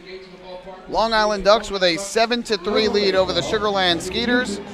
And Ducks right-hander Todd Coffey will come out of the bullpen for Long Island to try and close out this win and end the Ducks' 4-game losing skid, as well as even up this series at a game apiece. Ducks with single runs in the 7th and the 8th inning, taking advantage of a combined 3 Skeeter errors in those 2 innings, and 4 total for the game. So Coffey will come on, and he'll face the righty hitting second baseman Ricky Haig, the lefty hitting center fielder Renee Tassoni, and then the righty hitting left fielder Jeremy Barfield, who homered off of Coffey last night. Bruce Kern, meanwhile, striking out the side in a 1-2-3 8th inning. And the bullpen so far tonight with 2 1/3 scoreless and hitless innings. They've walked 1 and struck out 5. In relief of Mark Blackmar, who is in line for his 4th win of the year. So Coffey to the mound for the 2nd straight night after throwing 1 inning yesterday and giving up just a home run to Barfield. And into the batter's box steps Ricky Haig for Sugar Land. First pitch from Coffey on the way. And this fouled off back behind the plate on a fastball from the right-hander. Count is 0-1. Haig tonight has 1 hit in 3 at-bats. Has driven in a run and scored 2, though. An RBI on the sac fly that he hit his last time up in the 6th inning. That scored Palmeiro from third. That scored runs in the 3rd when he reached on an error by Cody Puckett, and in the 5th when he reached on a base hit to right. First at bat resulted in a strikeout. Here comes the 0-1 from Coffey. Fires to the plate, and Haig will swing and foul it over the screen, back behind the plate, goes upstairs. And the count quickly, 0-2.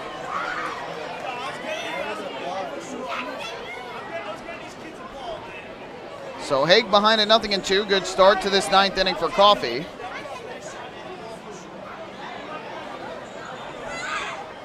Looking in for the sign is the Big Ducks right-hander and former major leaguer. He is ready.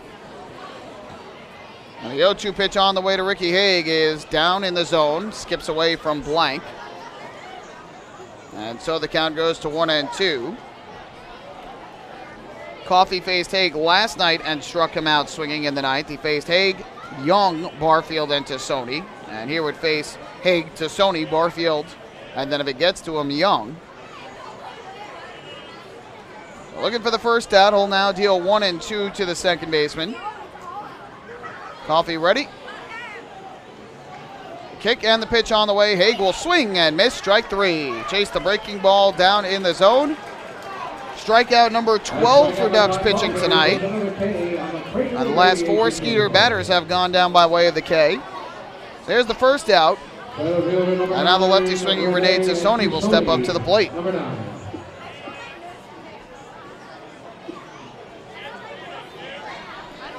So here is Tassoni, who was 2 for 4 with a run batted in on the evening.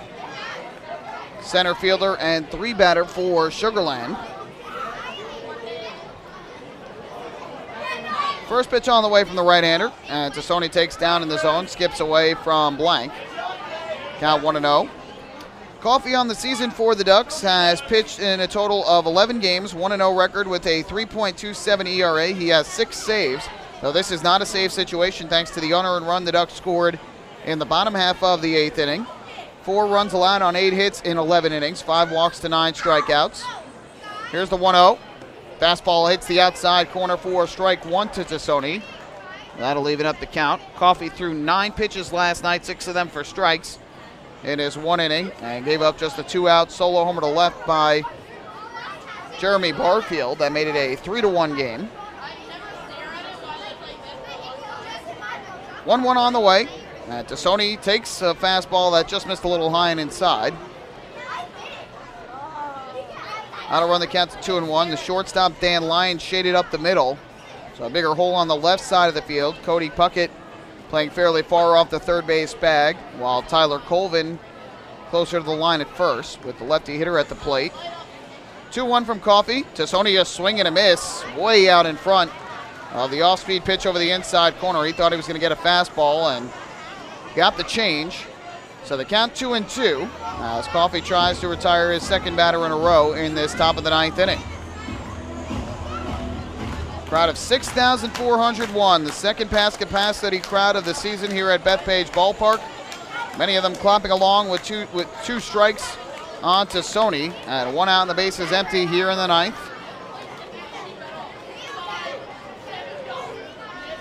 From the stretch, the 2-2.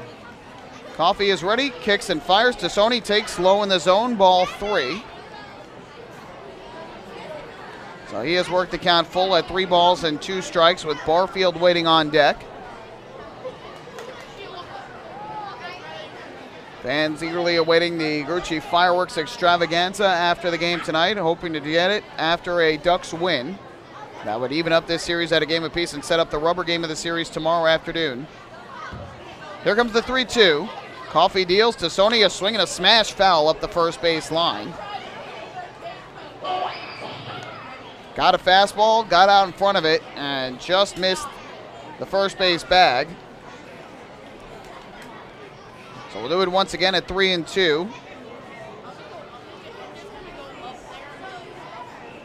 Ducks out hitting the Skeeters 10-9 tonight. They lead by 4.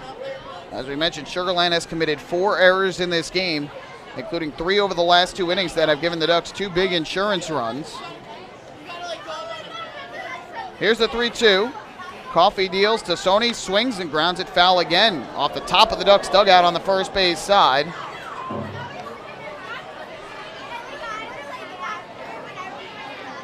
So Coffee firing fastballs, trying to blow them by Tassoni, who earlier in the night, his last time up in the 6th inning against Kreider, was chasing breaking balls down and away, but can't really throw those as much here with 3 balls in the count. Another, if he doesn't chase, would walk him.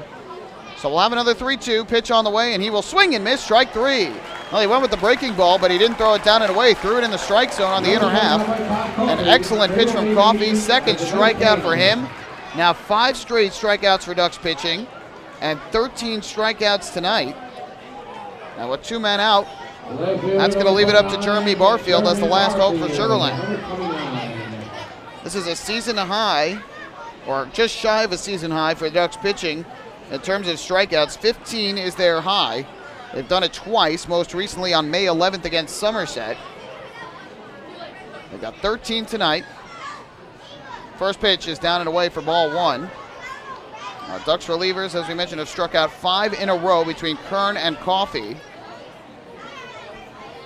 8 straight have been retired by the Ducks bullpen since the leadoff walk allowed by DeJulio Jr. to Barfield in the 7th. Barfield tonight 1 for 3 with that walk and an RBI single that came back in the 3rd. Struck out looking in the 5th, bounced to 3rd in the 2nd. Coffey's 1-0. Pitch on the way. Fastball is in for a strike. And that will even up the count at 1-1. Ducks looking to pick up their 23rd win of the year and equal the amount that Sugar Land has. They'd pull a half game ahead of Sugar Land in the overall standings if they do close out this win. 1-1. Barfield takes a curveball. That hits the inside corner, much to the chagrin of the Skeeters left fielder. So the count is 1-2. And the Ducks 1 strike away from victory here tonight.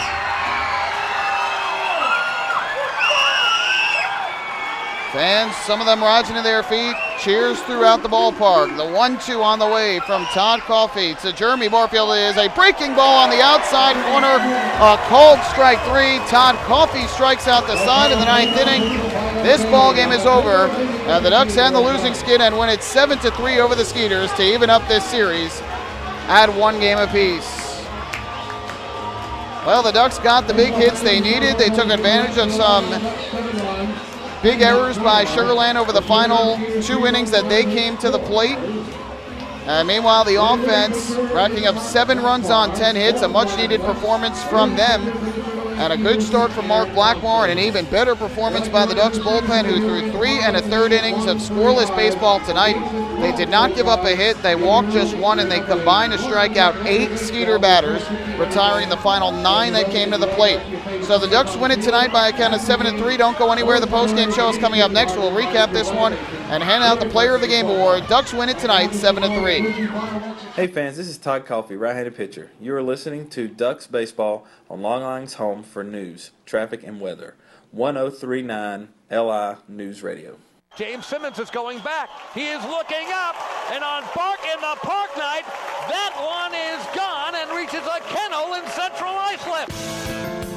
That was another home run for the Ducks. And Duck fans, what's more fun than a home run that helps the Ducks win a game? How about a homer that helps the community win? Chappie's Funeral Home and the Long Island Ducks have once again teamed up for the Chappie's Home Run Challenge. If the Ducks hit 100 homers this season, Chappie's Funeral Home will donate $5,000 to the Quackerjack Foundation. So every time a Ducks hitter goes deep this season, watch for the Chappie's Challenge home run count on the scoreboard. And if we reach 100, we're all a winner. Chappie's Funeral Home, where caring for others is a family tradition.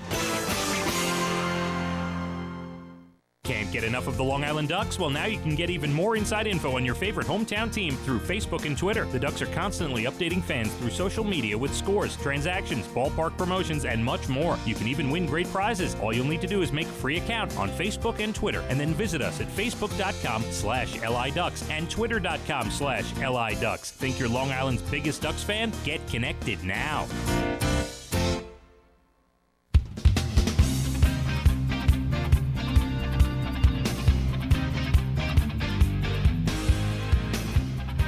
Back here at Bethpage Ballpark, the fans about set to watch a Grucci fireworks extravaganza go off beyond the center field wall, and they get to do so tonight after a Long Island Ducks victory as they defeated the Sugar Land Skeeters tonight 7-3 to even up this series at 1 game apiece.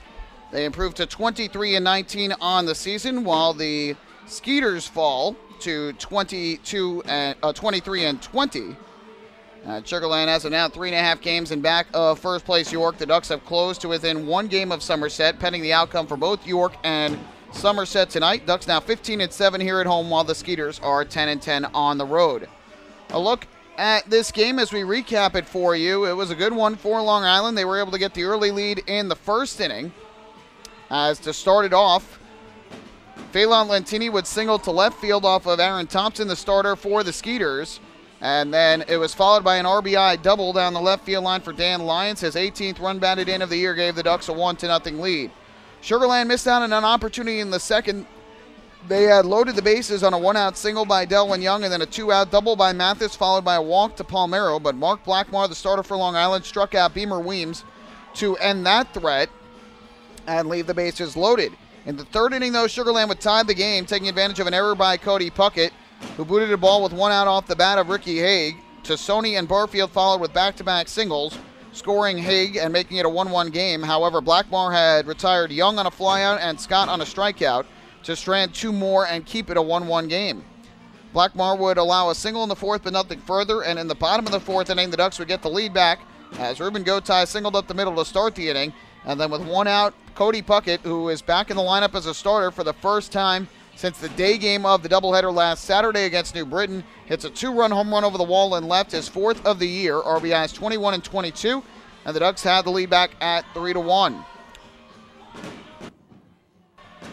In the 5th inning, Sugar Land was able to close back within a run when Ricky Haig singled to right and then came around to score when Tassoni followed with an RBI triple to left center field. For Tassoni, his 2nd triple of the year, 11th run batted in, made it a 3-2 game, and all of a sudden the tying run was at 3rd with nobody out. But Blackmore dug deep into his bag of tricks, struck out Barfield, and after allowing a walk to Young, struck out Scott and got Mathis to fly out to left, leaving 2 more runners on base.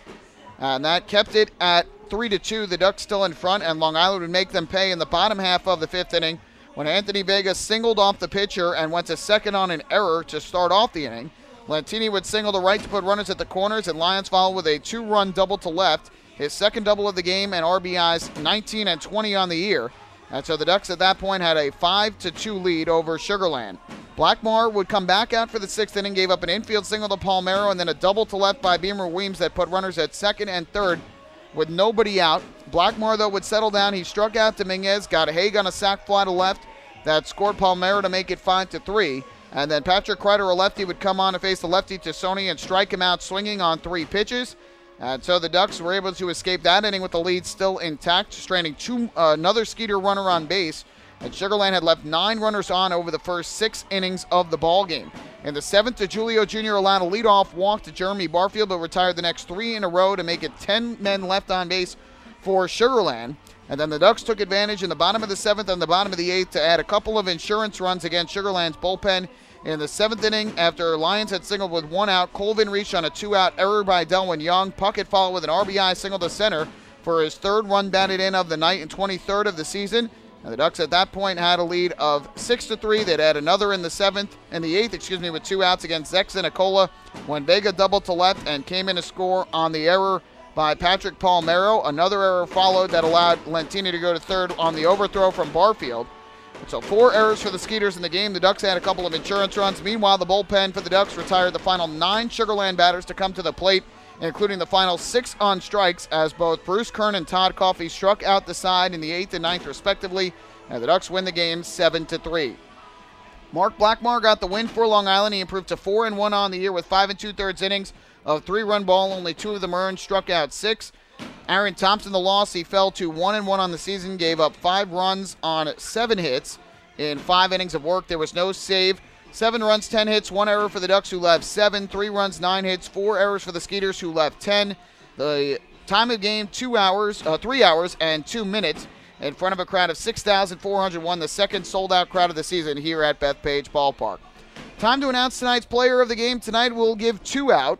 First to Dan Lyons, who had a couple of big hits on the night, 3 hits total, drove in 3 runs with a pair of doubles, scored a run as well after he added a single. So he was 3 for 5 with 2 doubles, 3 RBIs, and a run scored. And Cody Puckett, in his first game back as a starter since last Saturday in the day game of a doubleheader, dealing with the hamstring injury, was 2 for 4 with a homer, his 4th of the year, 3 RBIs, and a run scored. Lyons and Puckett are tonight's players of the game for the Ducks. We'll take another break here on the postgame show. When we come back, we'll look at the out-of-town scoreboard, and then we'll wrap things up from Bethpage Ballpark tonight, where the Ducks even the series at a game apiece with a 7-3 win. Hey fans, this is Todd Coffey, right-handed pitcher. You are listening to Ducks Baseball on Long Island's home for news, traffic, and weather. 1039 LI News Radio. Long Island's Ford Giant is bigger and better than ever. Sayville Ford celebrating the grand opening of their new state-of-the-art showroom featuring enclosed service drives, luxurious customer lounge, and a larger selection to choose from. Get giant savings on hundreds of new and used vehicles in stock. Sayville Ford's grand opening celebration is going on now. Visit SayvilleFord.com or download the Sayville Ford app today to learn more about Sayville Ford's grand opening savings. Call 631-589-4800 today. family fun every time. Beautiful evening for baseball. Big action every time. He reaches up. It's gone! Great value every time. And the Ducks have won it 7-1. The Ducks schedule is loaded with new promotions this season, and with an average ticket price of just $10 and free parking, there is no better value on Long Island. For game times and tickets, visit liducks.com. Long Island Ducks baseball. Good times every time.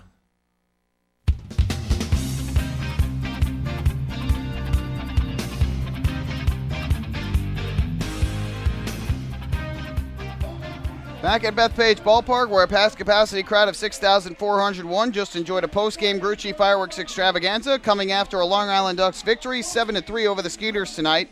So the series tied at a game apiece. The three-game set will conclude tomorrow at 1:35 with an afternoon affair. Meanwhile, the Ducks end a four-game losing streak and get a much-needed win to boost their confidence.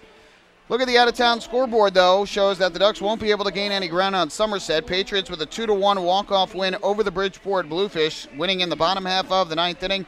Jeremy McBride in relief of Sean Garceau, who threw 8 innings of one-run ball, the former Duck.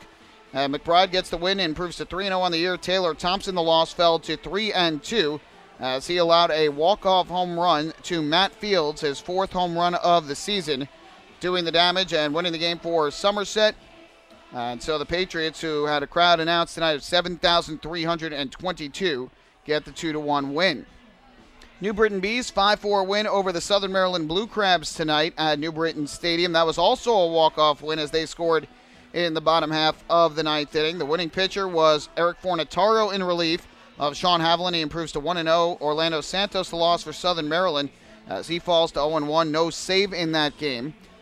In the home run department, there was nothing doing for either team. For the Bees, leading the way offensively was Anthony Hewitt, who had 2 RBIs. Craig Maddox was also 4 for 4 with a run batted in. Carrillo and Rosa each drove in a run as well. Meanwhile, on the other side for the Blue Crabs, 3 hits, an RBI, and 2 runs scored for Zach Wilson. RBIs as well for Bryant Nelson, Kwanjen Chen, and Darby Myers. And in York, Pennsylvania tonight, the Barnstormers shut out the Revolution 5-0 to even that War of the Roses series at a game apiece. The winner was Austin Bibbins-Dirks with 6 shutout innings, striking out 9. He improved to 3-3. Micah Owings, the loss, fell to 2-2, did not allow a hit, but walked 3 in 3 innings of work. No save in that one. Mike McDade, a home run for Lancaster, his 3rd home run of the season. He would drive in 3. Aarons and Gindel, the other 2 RBIs for the Barnstormers. Mets were winners earlier this evening. They took it 6-4 over the Miami Marlins, coming from behind a win. Jim Henderson in relief of Bartolo Colon picked up the win, improved to 1-2. David Phelps, the loss, fell to 4-4. And Jeurys Familia, his 18th save of the year. No homers for the Mets, but Michael Conforto and Alejandro De Aza each had 2 RBIs to lead the way. Martin Prado with his 1st home run of the season for Miami. Yankees had a 7-0 lead over the Orioles. It has been closed to 7-6 in the bottom half of the 7th inning. Starter tonight for the Yankees was Ivan Nova, who started with 6 shutout innings and has fallen apart in the 7th. Nick Goody has a lot of running now. Andrew Miller has had to come out of the bullpen. Tyler Wilson started for Baltimore, and Brian Densing, the most recent pitcher. So things have fallen apart quickly for the Yankees. Starlin Castro and Austin Romine each have 2 RBIs to lead the way for the Yankees offensively. But in the 7th inning for the Orioles, Adam Jones has hit his 8th home run, Mark Trumbo has hit his 18th, and Pedro Alvarez has hit his 5th. And the Orioles trying to come from behind for a 2nd straight night to defeat the New York Yankees. Game 3 of the Stanley Cup Final out in San Jose. Penguins and the Sharks are tied at 1 with about 3 minutes and 45 seconds to go in the second period. Pittsburgh trying to take a commanding 3-0 lead in that best-of-7 series. So that'll do it for the out-of-town scoreboard. This series will conclude tomorrow on a great pitching matchup. On tap for tomorrow, a pair of right-handers to the mound for the Ducks. It'll be John Brownell, who will look to try and tie the franchise record for wins if he can get it. He's 3-1 on the year with a 3.82 ERA, 1 win shy of his 40th as a Duck, which would tie Randy Leake for the most all-time. He'll be opposed by right-hander Parker Frazier, who has 5 wins on the season for Sugarland. He's 5-1 with a 4.12 ERA. He will look to get the victory as both pitchers will take the mound looking to pitch their teams to a series victory in the finale of this 3-game set tomorrow afternoon. That'll do it for us tonight here at Bethpage Ballpark. Again, the final score was the Long Island Ducks 7 and the Sugarland Skeeters 3. Big thank you goes out to Chris Maffei, our engineer back in our Ronkonkoma studios, pushing all the buttons, doing a great job as always.